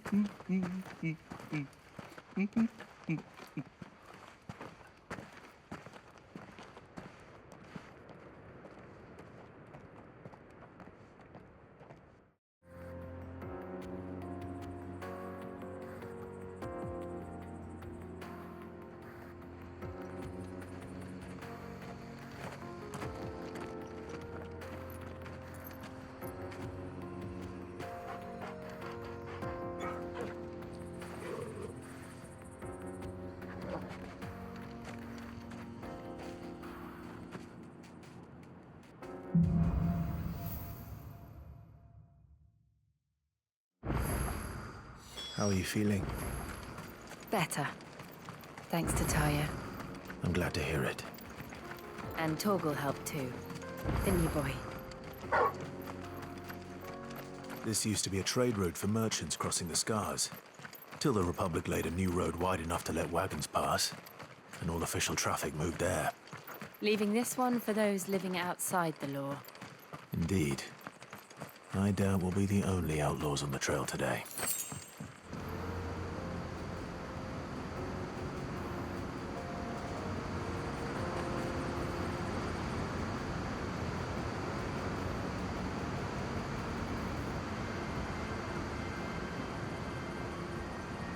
So this is Zemeckis.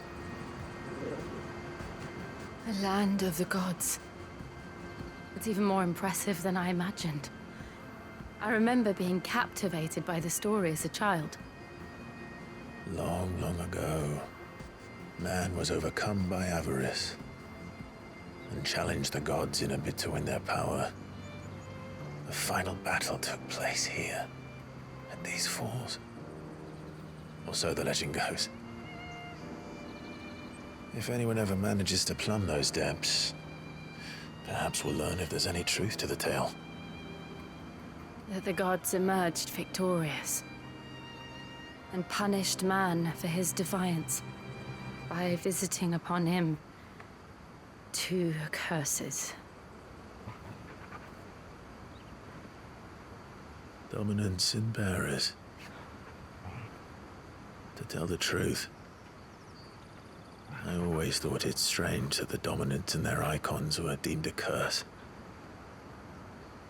Back home, the dominant inherited the throne. They were admired and exalted, not spurned.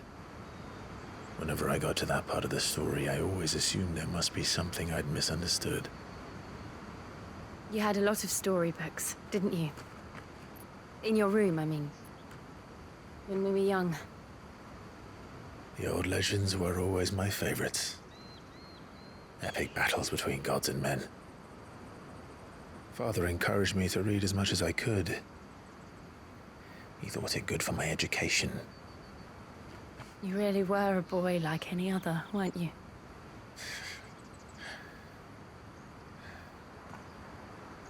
Just look at this place. It's enough to make you believe the legends are true. I know.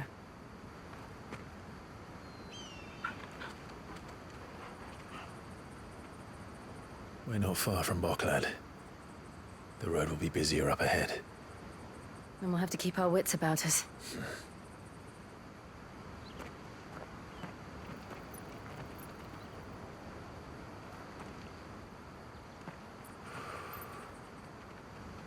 Clive? Something wrong? Nothing. It's nothing.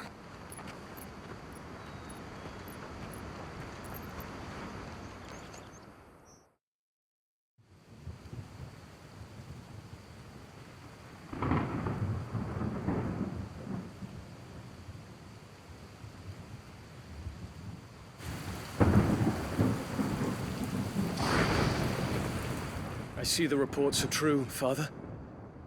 You have surrendered the throne to Olivier. I have. Emperor Olivier shall rebuild the Holy Empire of Sanbreque.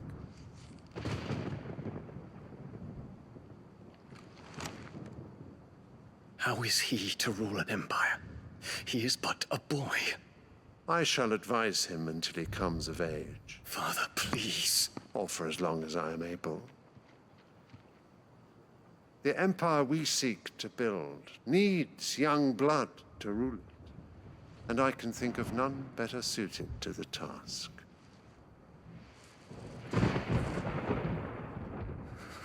There is other news, Dion. Hugo Kupka is dead, and Drake's Fang destroyed. The pillars of the Republic have fallen. Ere long, the Imperial banner shall fly over every city in Storm. And then Valisthea. All shall bow before their Emperor. Father, these are the words of a tyrant. They are the words of a god. The Emperor whom I gladly serve. Great Greeker, made flesh.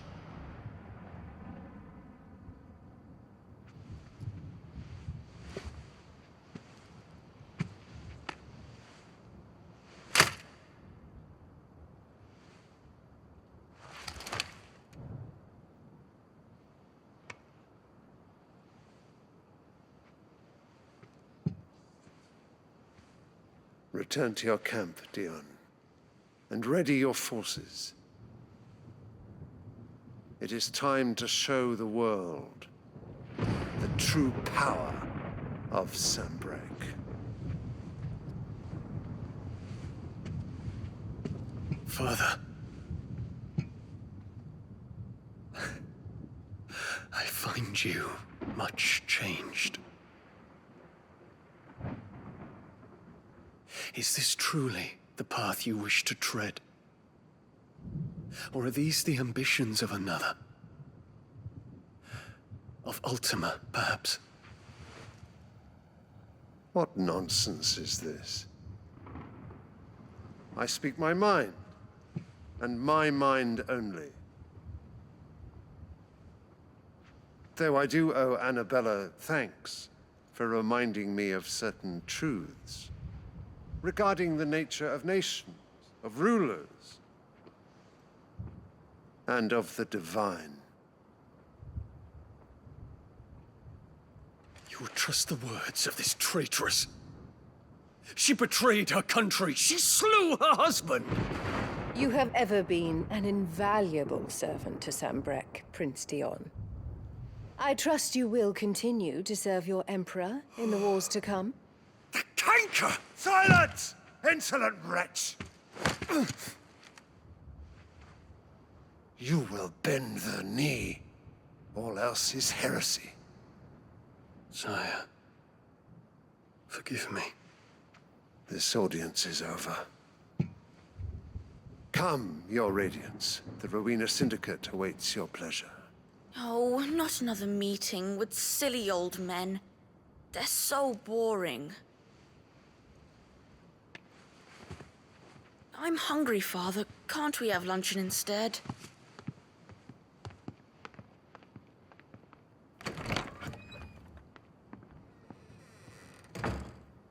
Does it pain you that you will not inherit your father's throne? I have suffered worse.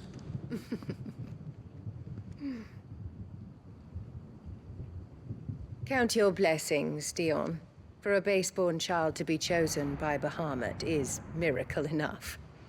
You have risen high on his wings, but you shall rise no higher, lest your impure blood stain the throne. What do you know of my blood?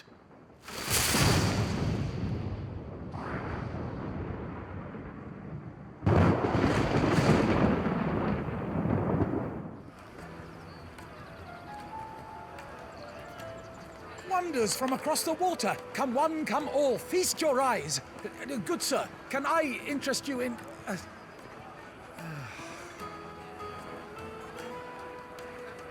How much? For a measly crust of bread? You won't find any cheaper. Not nowadays. They are more than welcome to look.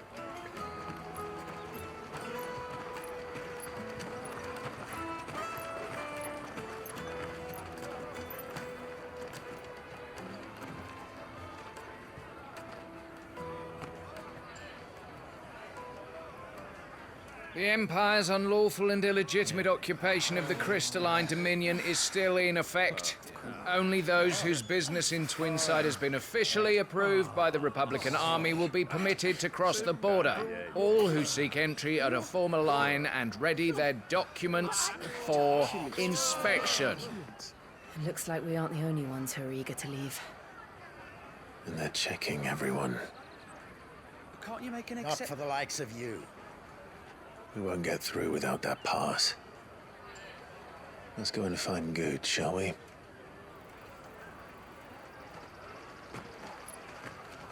Ah, Good. There you are. Clive, I'm so sorry. Don't tell Nan, will you? Slow down, Good. Just tell us what happened. It's me trader's pass. It's gone.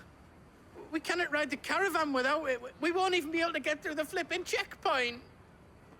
Do you remember when you last saw it? It was in my pocket a minute ago. Then a bairn bumped into me and... Yeah.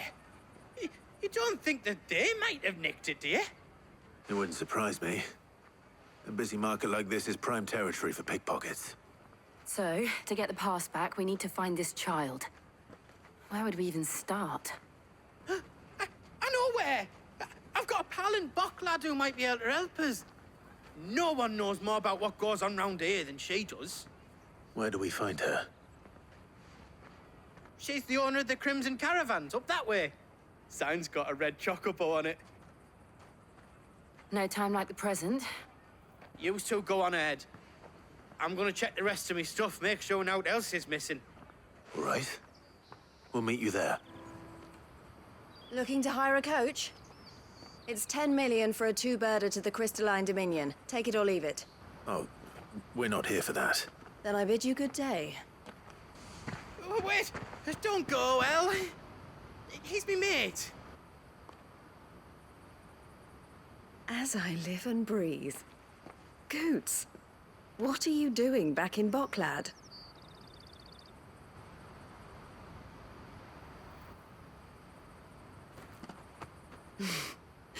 I gather Lady Karen didn't send you.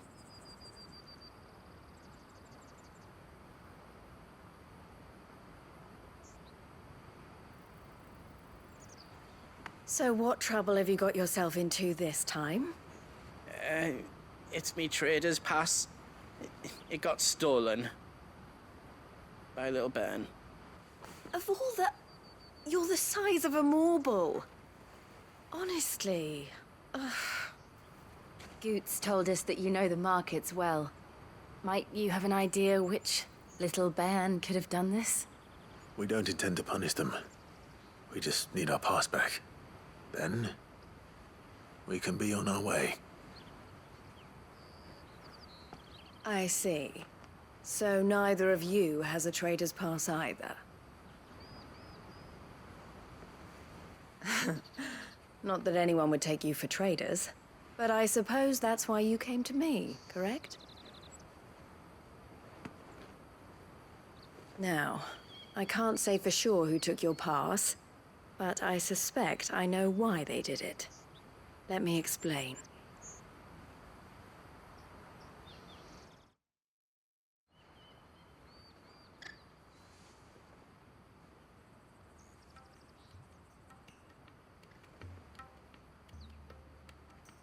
Ever since the Fist marched on the Dominion, the Republic has been clamping down on any commerce that might aid the Empire more than it does us. Which means traders' passes have gone from being merely a way of easing one's progress to being essential if one wishes to cross the border at all. And with demand outstripping supply, they've become a precious commodity. leading some to seek to acquire them by less than legitimate means. So the children are stealing passes to sell on the black market? Yes and no. Passes are inscribed with the names of their owners, and yet none of the victims' names have appeared on the register of those passing through the checkpoint. Which means? That someone is doctoring the stolen passes. The same someone who is encouraging the children to steal them. And the same someone who has Goots's pass, no doubt. Whoever they are, they're ruining the livelihoods of honest merchants, which is why we've decided to take a stand. Will you stand with us? You want to get your pass back, and we want to ensure that no more are stolen. Catch whoever's behind it all, and 2 birds shall be slain with a single stone. Is there any other way of getting to the Crystalline Dominion goods? They won't let you in if you're not with the caravan. It's that, I don't know, try swimming across the strait. But the guards will definitely spot you if you try and do that. Like, we don't want to get spotted, right? So either we find the people who took the pass, or give up all hope of entering the Dominion. All right. We'll help. Thank you kindly. But I don't know your name. Eloise at your service. Clive. A pleasure doing business with you, Clive.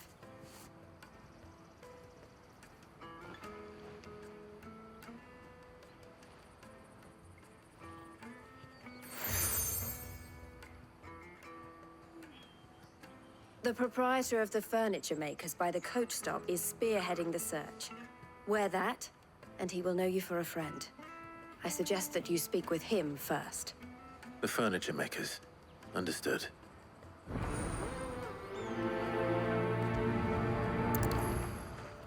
Are you the furniture maker? Looking for something in particular? Ah, Eloise collared you too, eh? Then I expect you want to know more. She told me you were leading the hunt for the pickpockets. What have you learned? For one, that they're targeting the traders carrying the biggest packs. Harder to watch your back, see? And less chance of the mark giving chase if they're spotted. Not that they'd be likely to catch them. Those imps know every inch of this warren like the backs of their hands. Their eyes must have lit up when they saw Goots. The fishmonger round by the gate's been trying to track down the children involved. You should go and have a word with her. Thank you.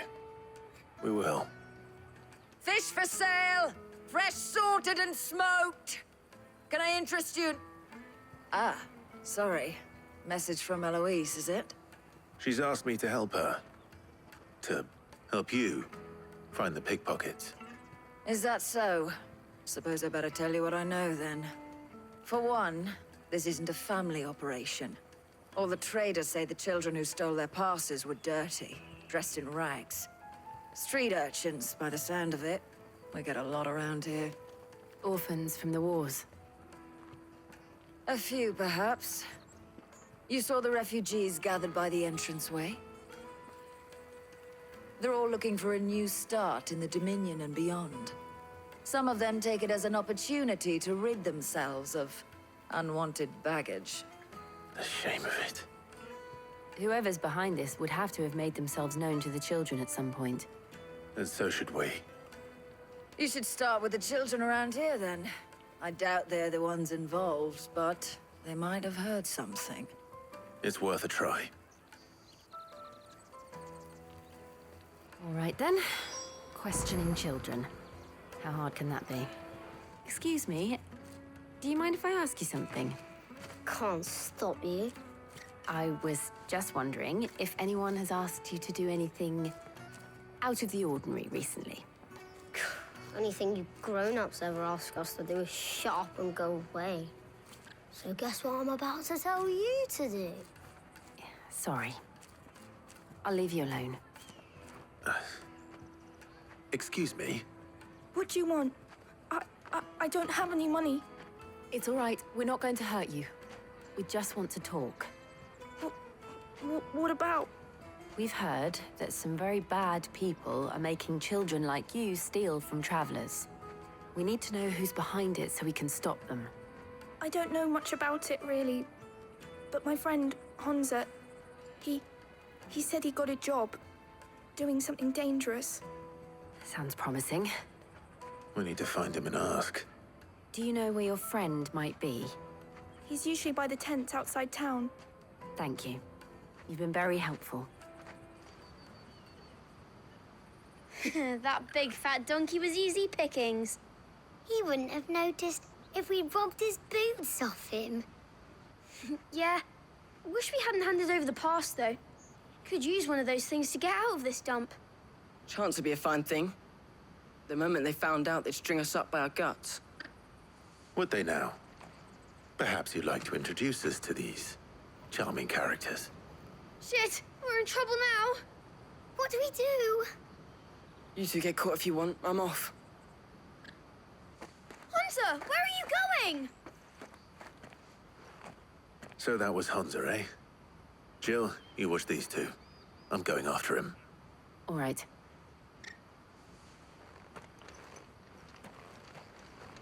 Oh, shit. I'm cornered. It's all right, Hansa. I'm not going to hurt you. I just want to ask you some questions. Fine. Not like I've got a choice.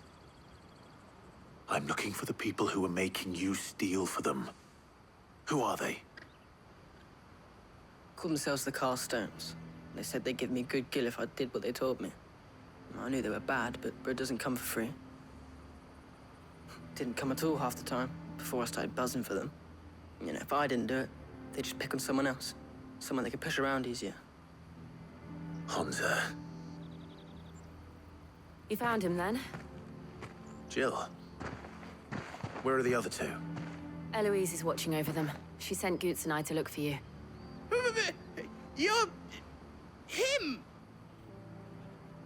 I haven't got your pass anymore, if that's what you're after. I gave it to the Carstones. Whatever you do to me, I can't get it back. Not that I go against them, anyway. If it weren't for their gill, me and my mates would have starved.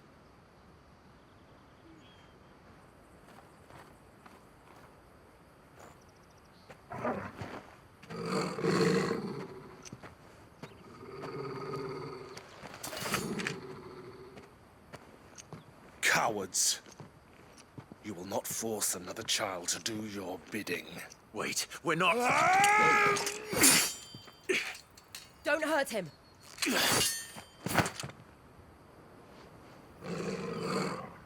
You're making a mistake. We're on the same side. Like hell we are. That brooch. Where did you get it? Master Theo. Goots. What are you doing with these people? Unless you're the ones my sister was talking about. Your sister?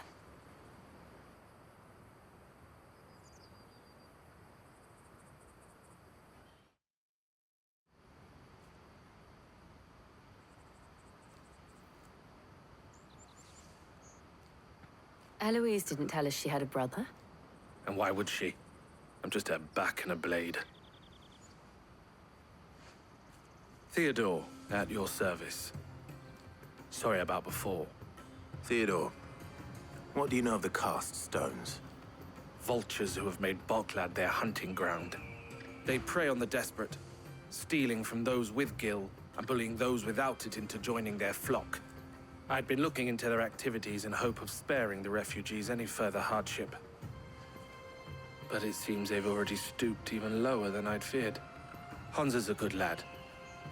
Don't blame him for what they've made him do. If he and his friends hadn't agreed to work for the stones, some other poor souls would have. On pain of death, most likely. Clive, was it? And my sisters asked you to help put an end to the pickpocketing. Then we all want the same thing. So, what's the plan? What else? We find the cast stones, and we crush them. You get your trader's pass back, and I make Boklad a safe place again. All right then.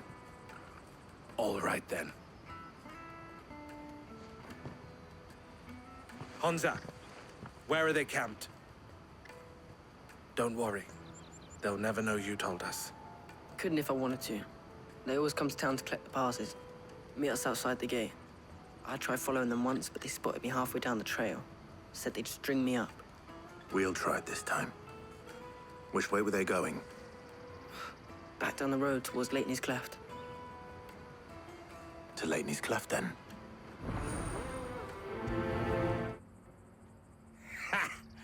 Not a bad haul today, eh? Aye. Some of our new recruits are natural-born ne'er-do-wells. Especially the little ones. That Hans has got nimble fingers, all right. It will be a shame when they chop them off. But till then, let's make the most of it. Scum. The leaders of the cast stones, I take it. They don't deserve any mercy, Clive. I wasn't planning on showing them any. We're ready when you are, Theodore. Oh, I'm ready.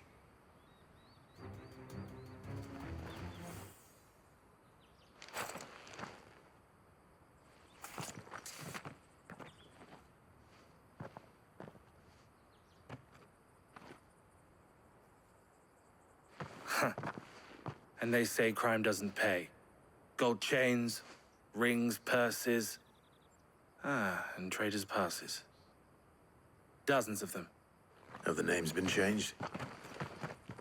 Not yet. I recognize some of them.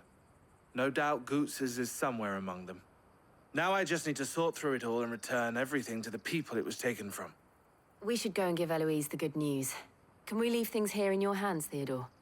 Of course. Oh, and, be sure to tell her of the part I played, won't you? We'll be glad to. Ah, Clive. How goes the hunt? My brother isn't getting in your way, I trust? Quite the opposite.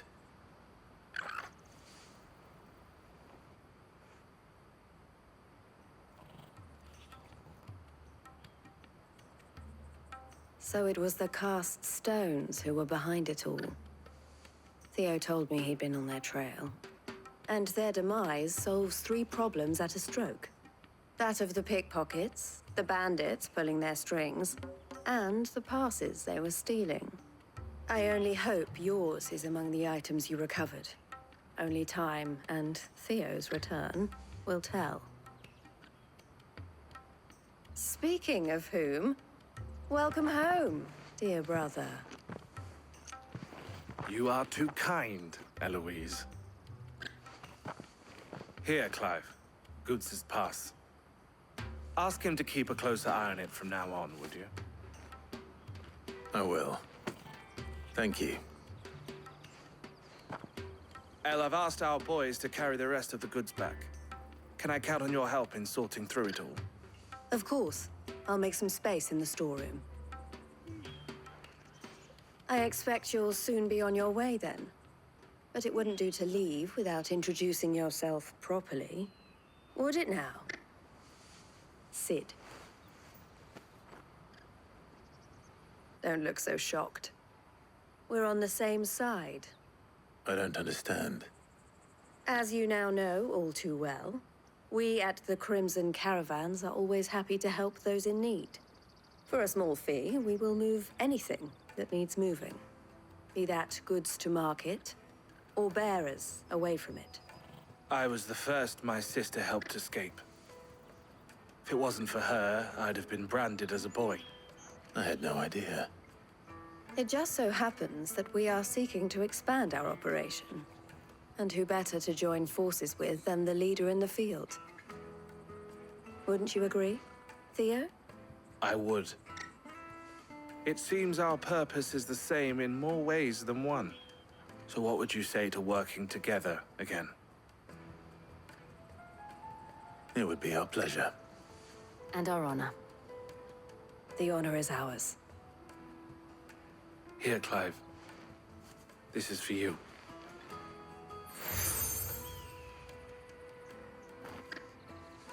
What is it? El has friends in high places, while I have associates in, lower ones. That mark is proof that you're a friend to us both.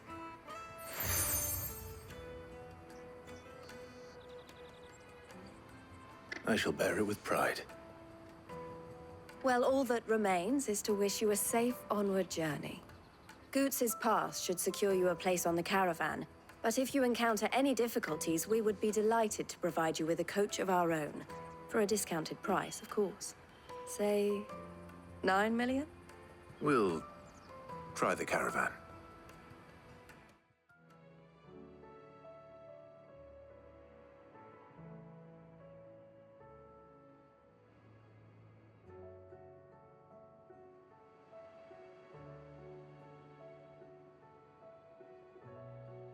Here you are, Good. Try not to lose it again. Me pass! You found it!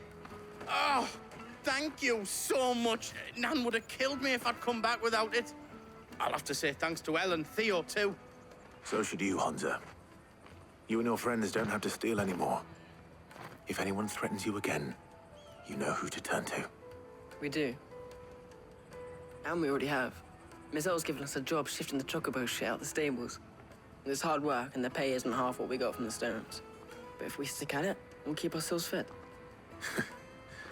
You stick at it, then. And Goots, I'm sorry for stealing your pass. That's all right. I've got it back now. And all's well that ends well, eh? You said you're trained to be a blacksmith, right? Well, I'm gonna be your first customer. I'm gonna save up all my gil and get you to make me a massive sword. I'll do me best. Till then, eh?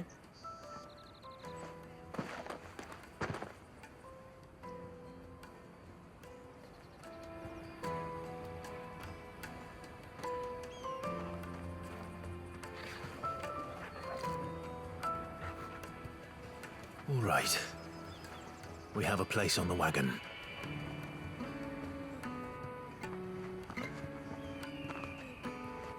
Remember, Goots, we're mercenaries. You hired us to protect you. Mercenaries. And you remember the plan? You're to ride all the way to Twinside. Jill and I will go with you as far as the outskirts, then find our own way in. I'll buy that stuff I need. Right. And we'll scout out the Imperial's defenses. There's a square with a big bell tower right in the middle of town. If you get lost, or out goes wrong, we can meet up there. All right. Let's go.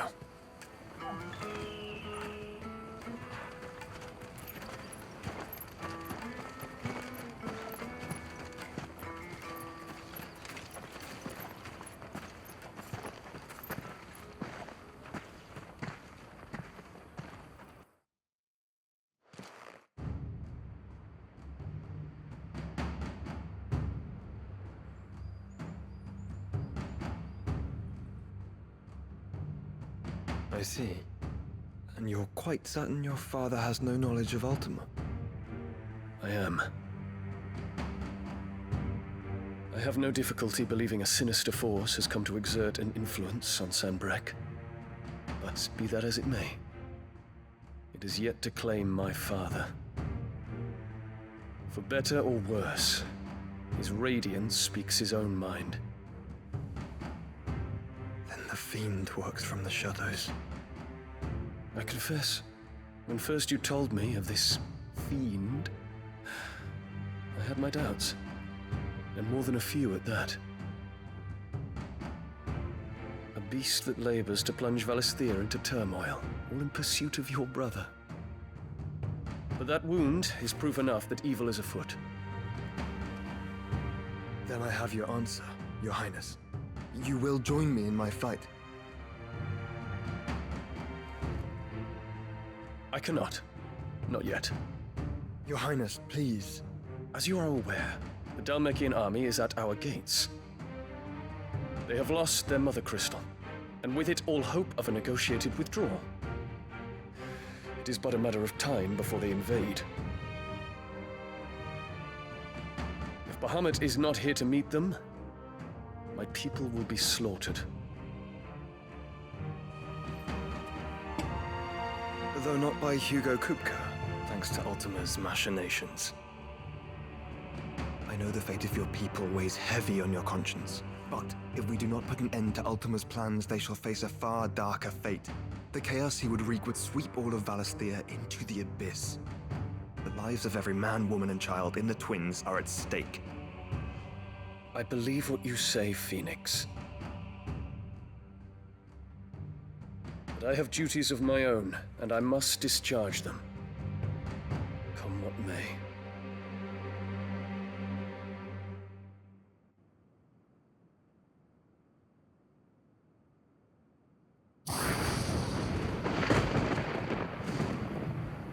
What do you know of my blood?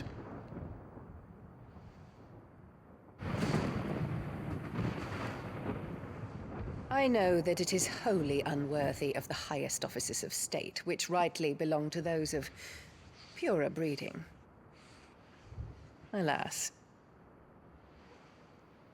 Your bloodline runs through the Oriflamme gutter, from a whore who weighed her child's worth in gil. Have you threatened my father? Of course not. I merely whispered in his ear that his mongrel son is plotting a rebellion. What? Sylvester listens to the words of his astrologers. And they have ears too. You have been feeding them your lies! Should you remain loyal to Emperor Olivier, his radiance may yet crown your head with laurel, and not with tar.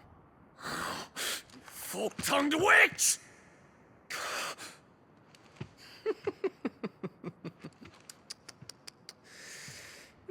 In consideration of your long years of service to the Empire, I shall forgive this uncharacteristic rudeness. Now hurry and make ready, Your Imperial Highness. Emperor Olivier expects much of you, Dion. Or should I say, of Bahamut. May your fire reduce his enemies to ash, till all of Valisthea bows to its rightful ruler.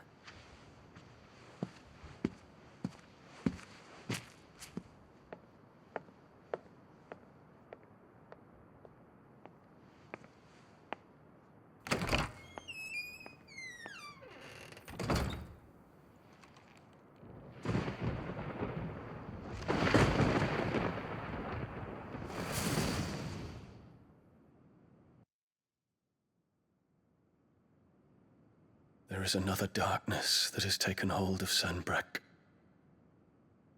And until its grip is released, the flames of war shall spread ever wider, just as Ultima wishes. Forgive me. My family has caused you much grief. You are not her keeper, Phoenix. This is a matter for the Imperial household now, and as a member of that household, it falls to me to resolve it. At such time as that is done, what strength I have shall be yours.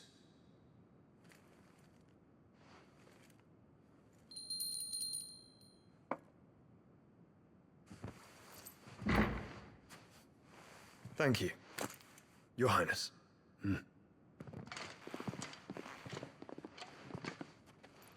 Let us take to the skies together, and bring a new dawn to Valisthea. I should like nothing more.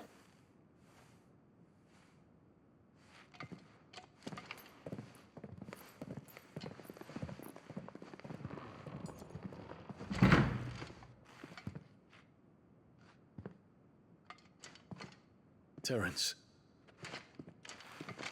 My prince. Tell me true. Do you believe what I'm about to do is wrong? We dragoons have but one leader, Your Highness. And we shall follow him unto the very end. Thank you. And this is my decree. For their crimes against the crown, the traitorous Annabella and her usurping son shall be put to death, and the Empire restored.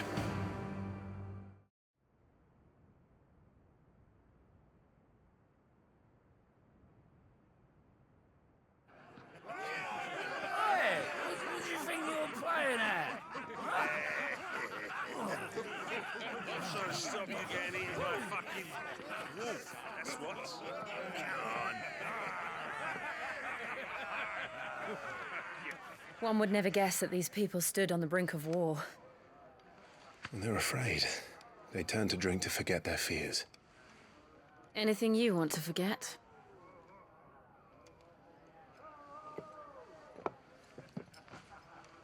The harbor is empty, and half the market stalls too. The city may seem peaceful on the surface, but it's balanced on a knife edge.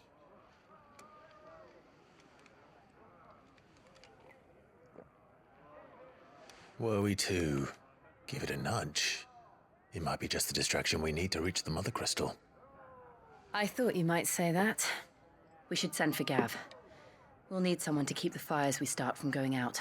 And we can busy ourselves scheming until he gets here. I'll send a Stolas then.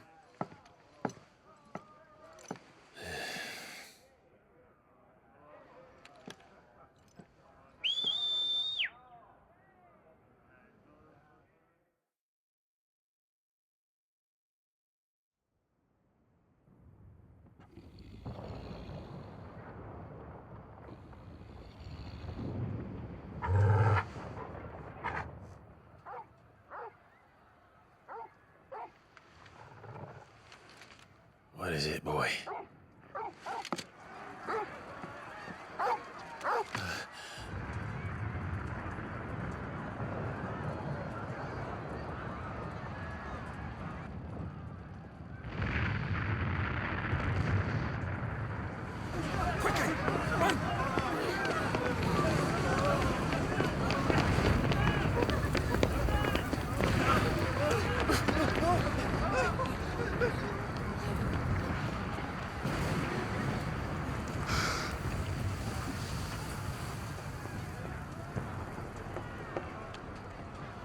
What's happening?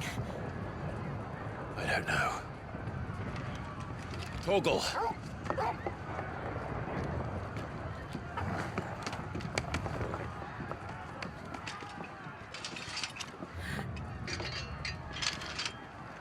This way.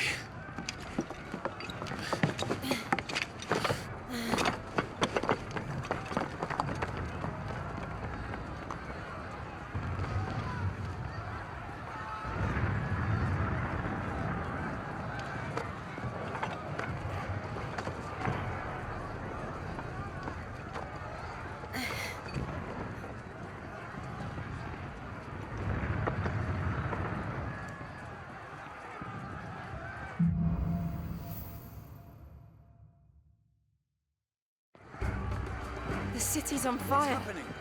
I'm sure Goots is fine. He'll be making for the square. The one with the bell tower. In the middle of town, right?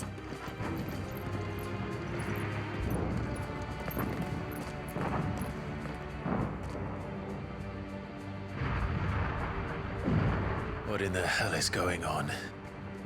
Let's go and see. Right.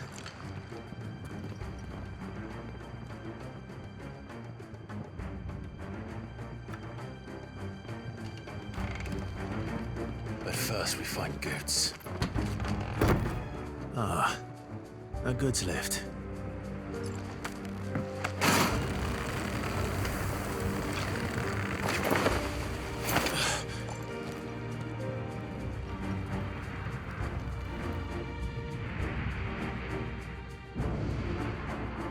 Hold on, Goots. We're coming.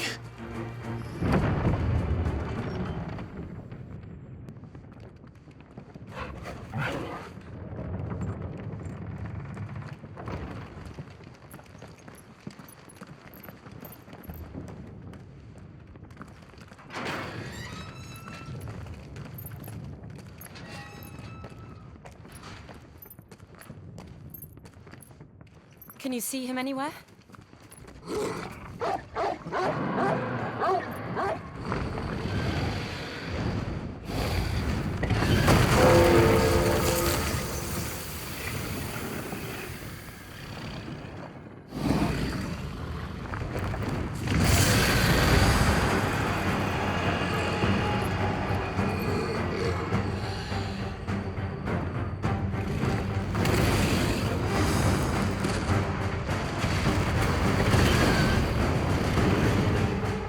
It must be one of the Dragoon's pets.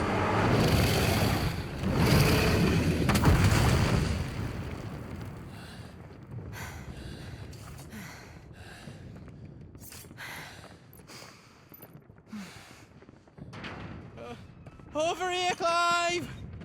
Are yous all right? Goots, there you are. I didn't know there'd be a dragon.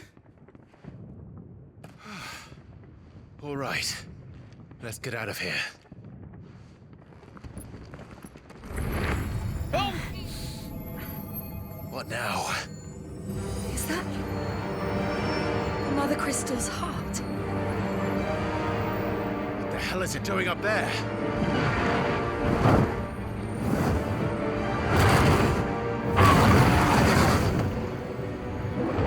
Bahamut.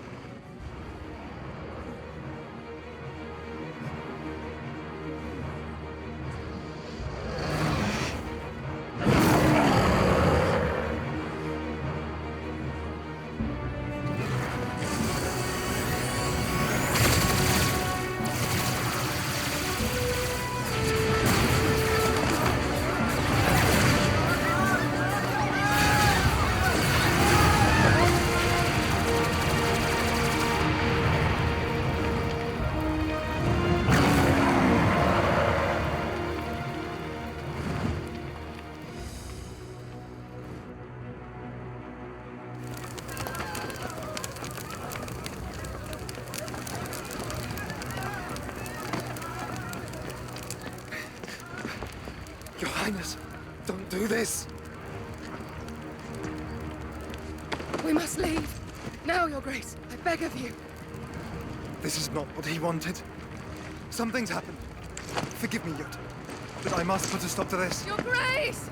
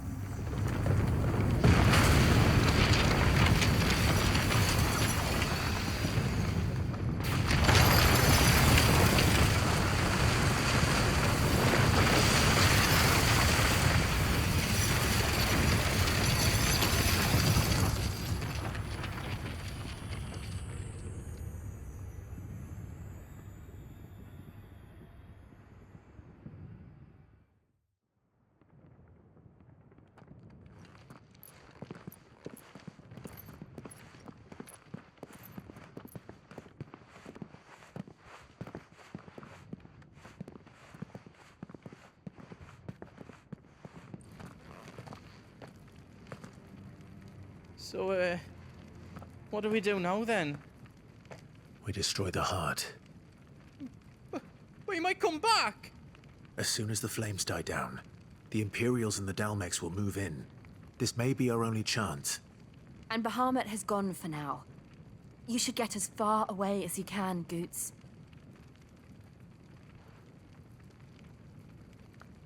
What?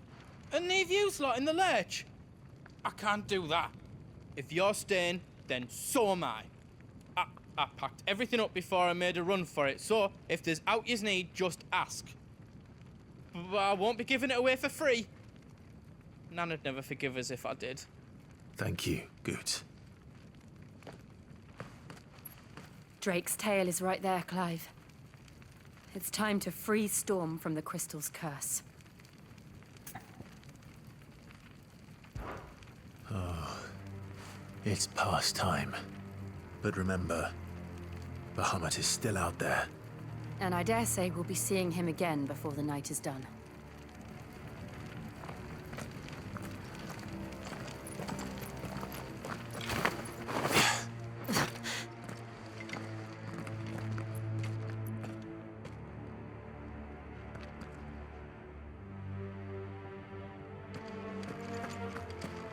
No more roads.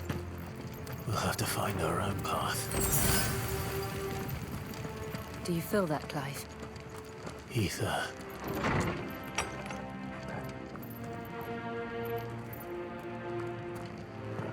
Just what we need. Another flood. It's already turned them. Then there's no reason to hold back.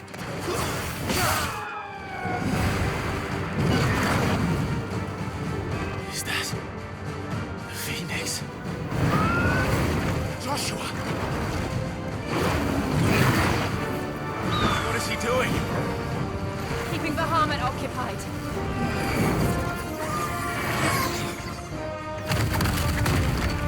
Joshua! Joshua!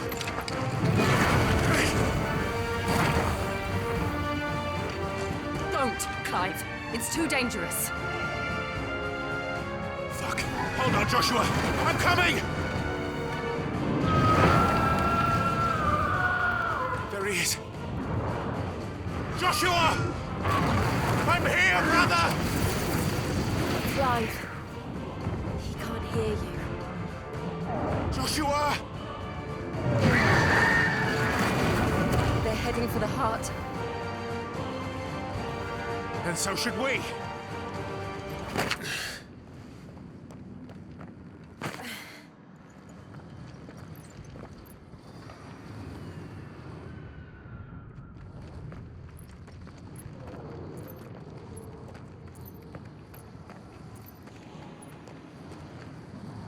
He'll be all right, Clive. He's a survivor. We're getting close.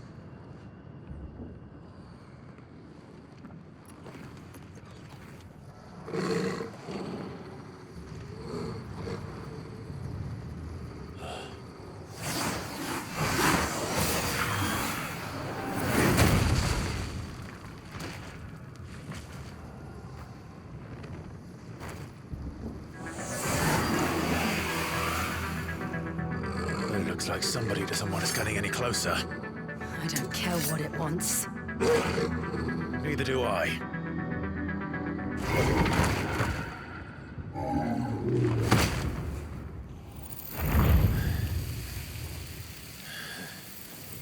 These beasts, they're getting stronger. We can think about them later. Right now, there's only one thing we need to focus on. The heart.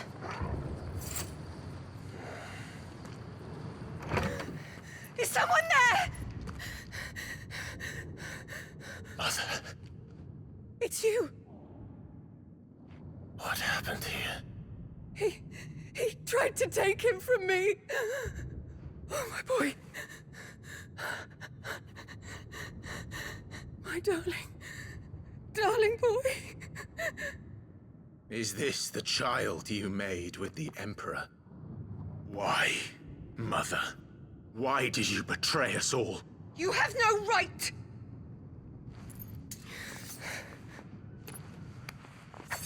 Answer him. We took you in, savage. Show some respect for those who raised you.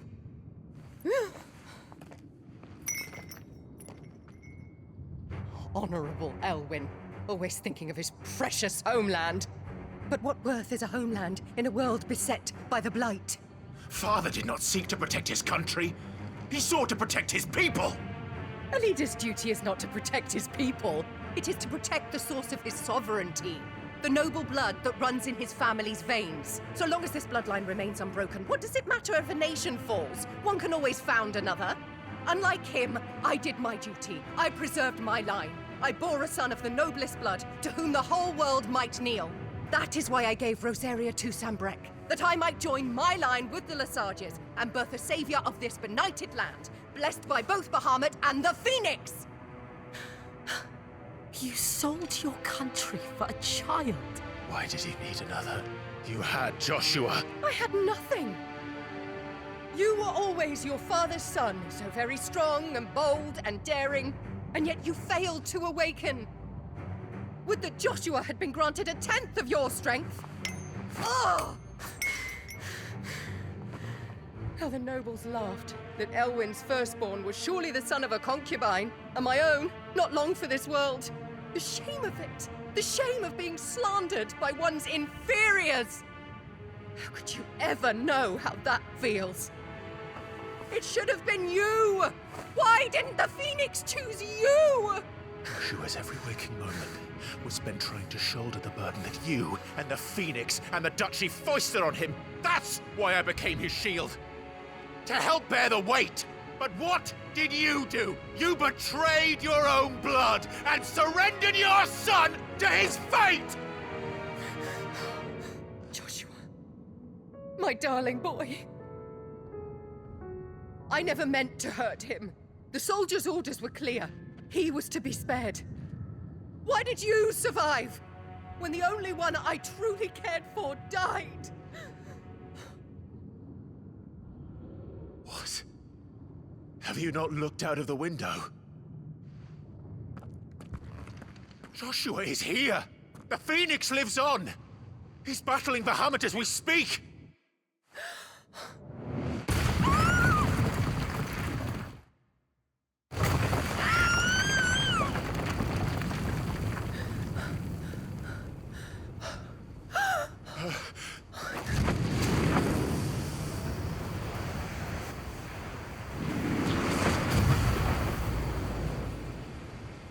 Joshua!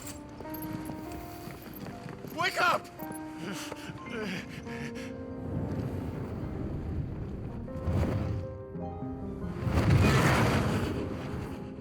I am a shield of Rosaria.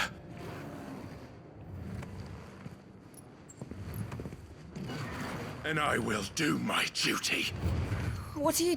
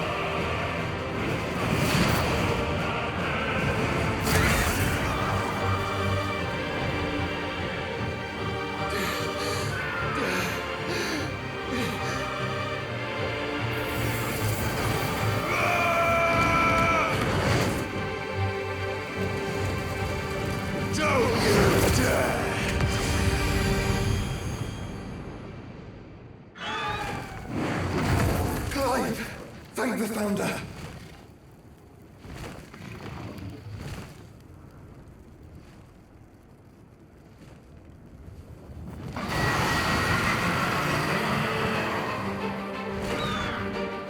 It's now or never, Joshua.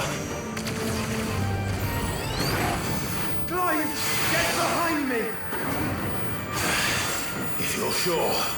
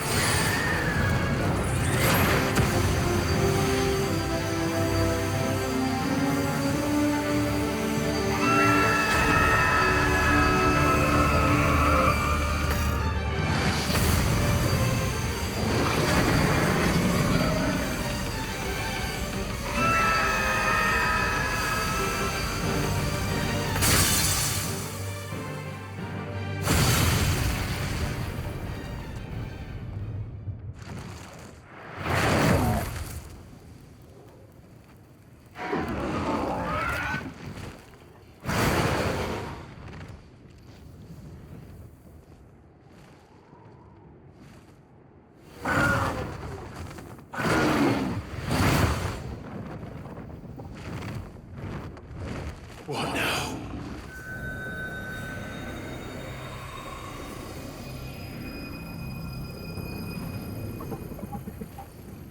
This is drinking the ether. We have to stop him.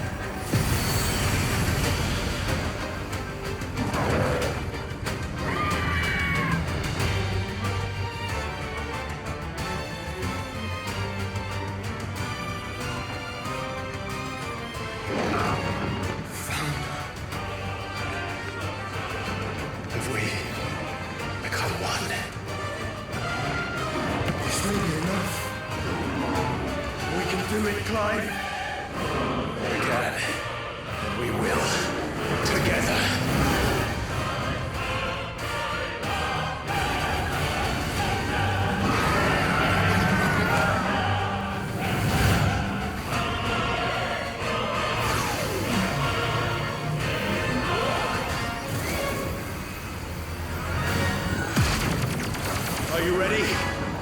Ready!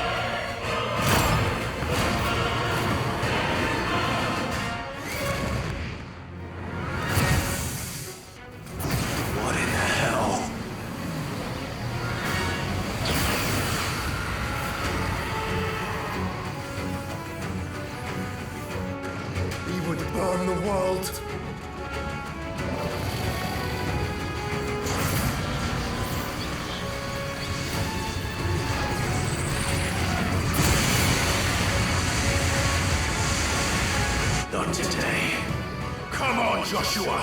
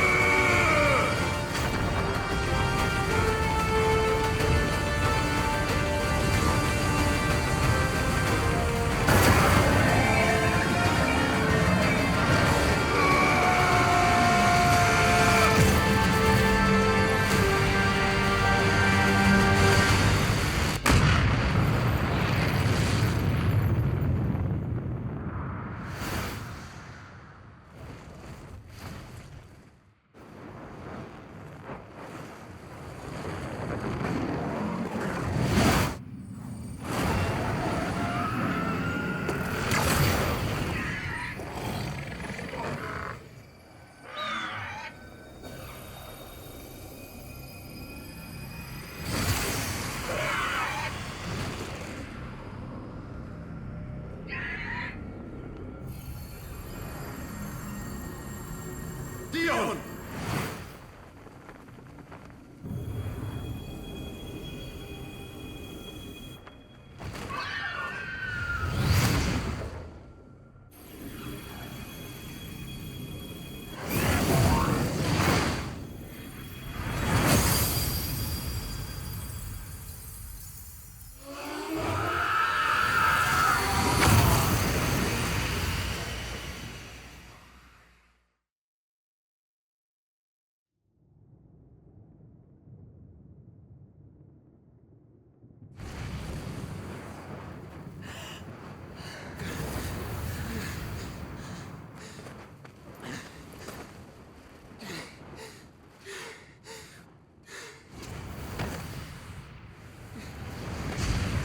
Joshua! Clive!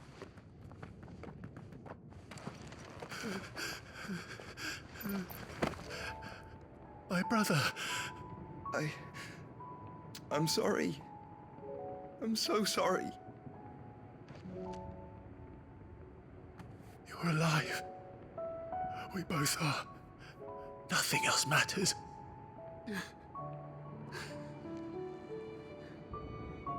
I never dared hope that I would see this day.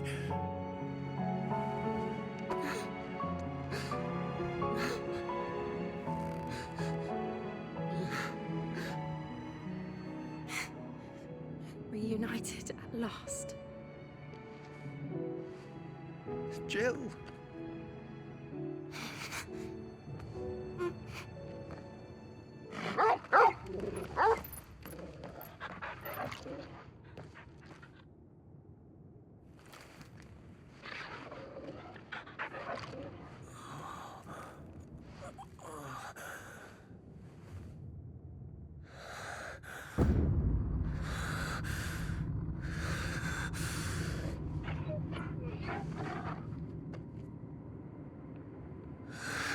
This is for my father!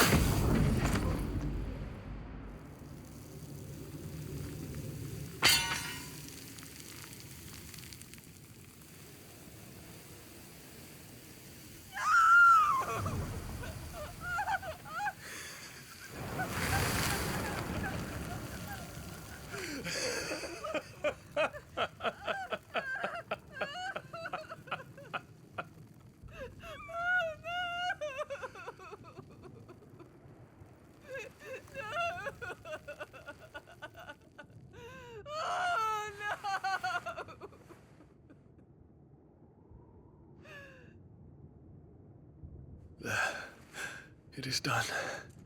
The demon that would tear our house apart is no more.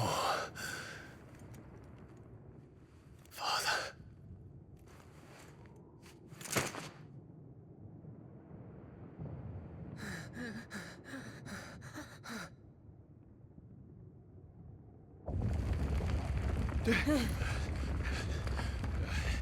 The Mother Crystal. It's collapsing. Right. We need to leave. No. Wait.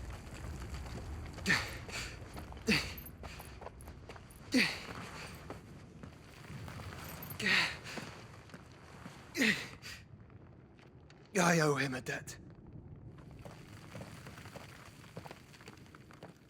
Fine.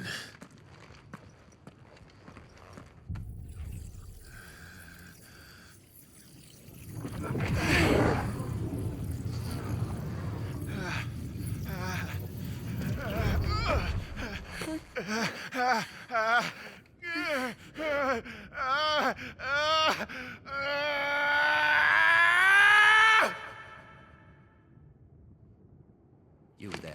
Tell me what section it.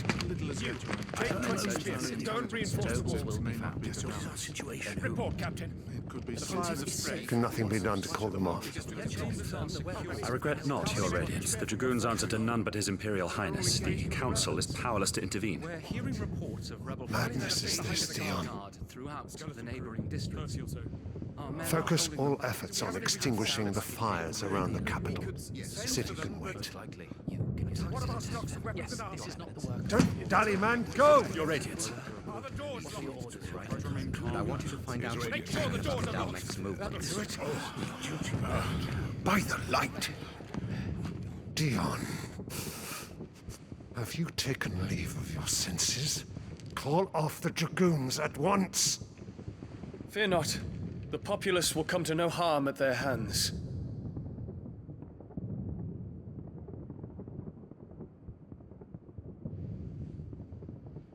I am here to save you, Father. Save me? A creeping darkness hides in the heart of Sanbreque. It stems from your wife, the traitorous Annabella.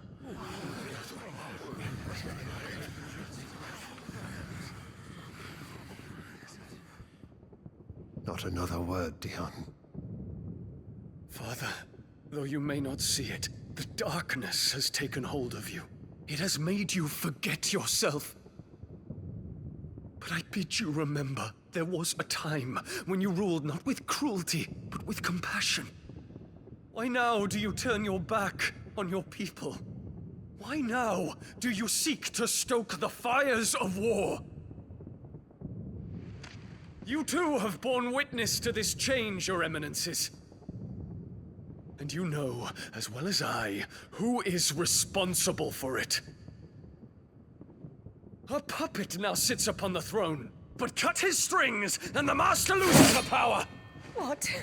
Dion, you bear steel before your emperor? Guards! Take him!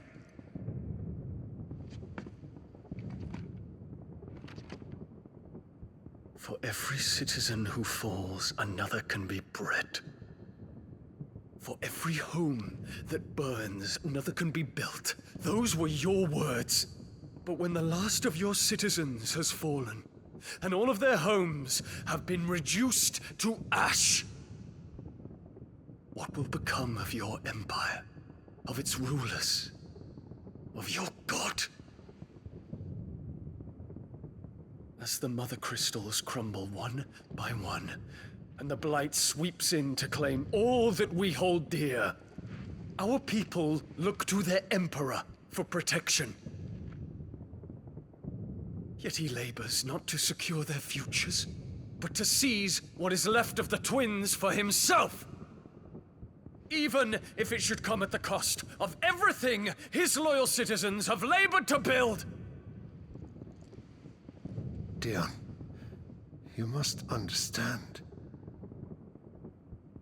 A small price to pay, is it not? You've been blessed with great power, Dion. Enough to win me the world. So go, claim Valisthea for me, brother.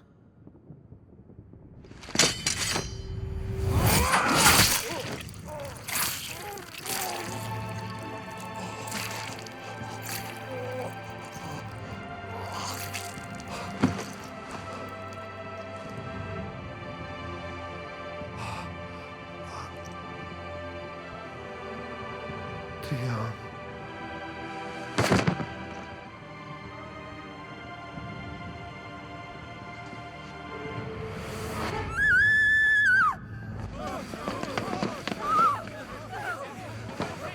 Guards! Guards! Father. Poor father. How he doted on his children.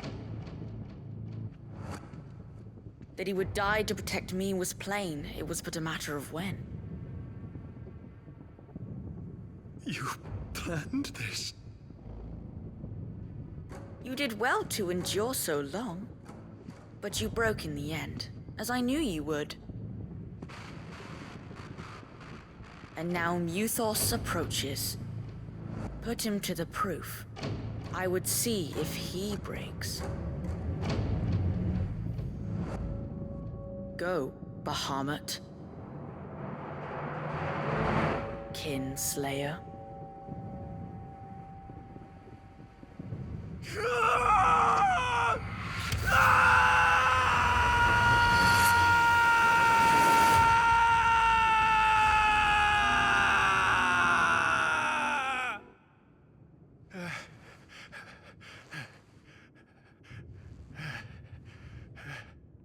Not again. Brother? It's a long story.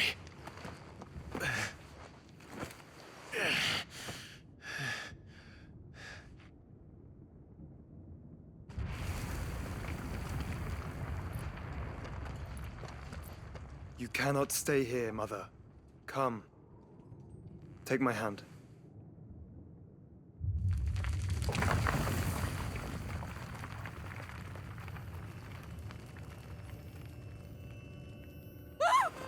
Get away from me! This is all just a dream, just a bad dream! You will not take me, Shadow! You will not take me!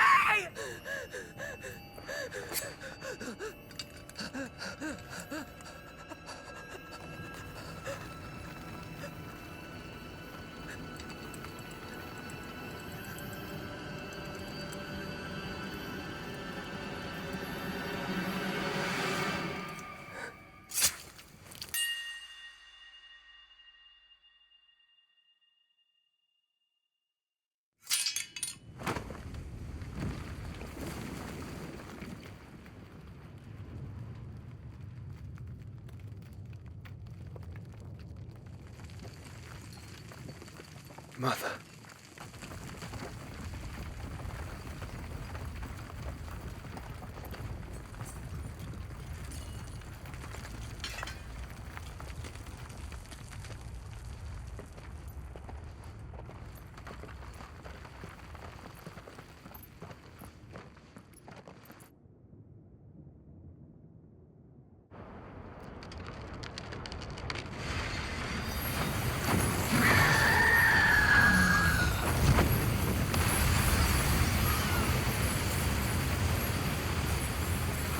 If it is consciousness that weaves your wills together,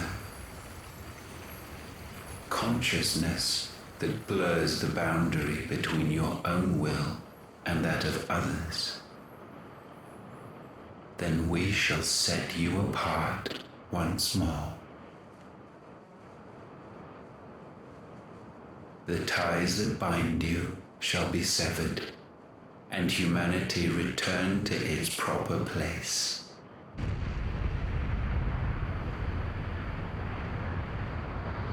By primogenesis shall a new age of reason begin.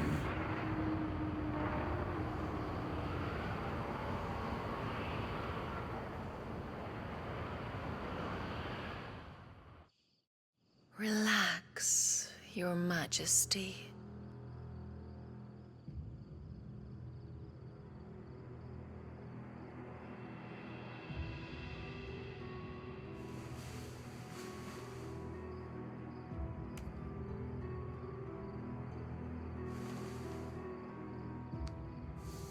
Don't you want to play?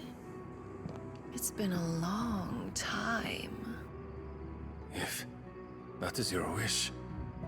Men, you are as meek as all the others.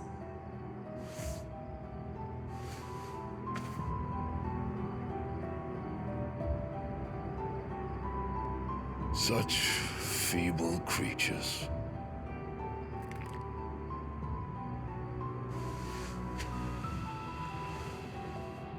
Gifted the power of icons, yet slaves to fickle emotions which usher you to your doom. And so you bind your fragile wills with strands of consciousness. The wretched handiwork of a wretched people. The sons of fire were united at last, and for but a moment their flame burned bright. Soon Mythos shall become our perfect vessel. And then shall the world be remade. Not before the bonds are severed, of trust, of respect, of love. Only when every strand of consciousness is cut away, may Mythos return to our side. By primogenesis shall all be undone. Mankind shall be rid of his wretchedness, and Mythos of his will. But while he yet clings to it, he has the power to forge bonds anew. And so we bid you, find Mythos, and sever every one. To destroy that which has no physical form, you ask the impossible. There is nothing your black blade cannot cut, Odin. We shall unite with Mythos, and bring forth a new world. So long as our vessel remains unclaimed by humanity. It shall be done, Master. My will is yours.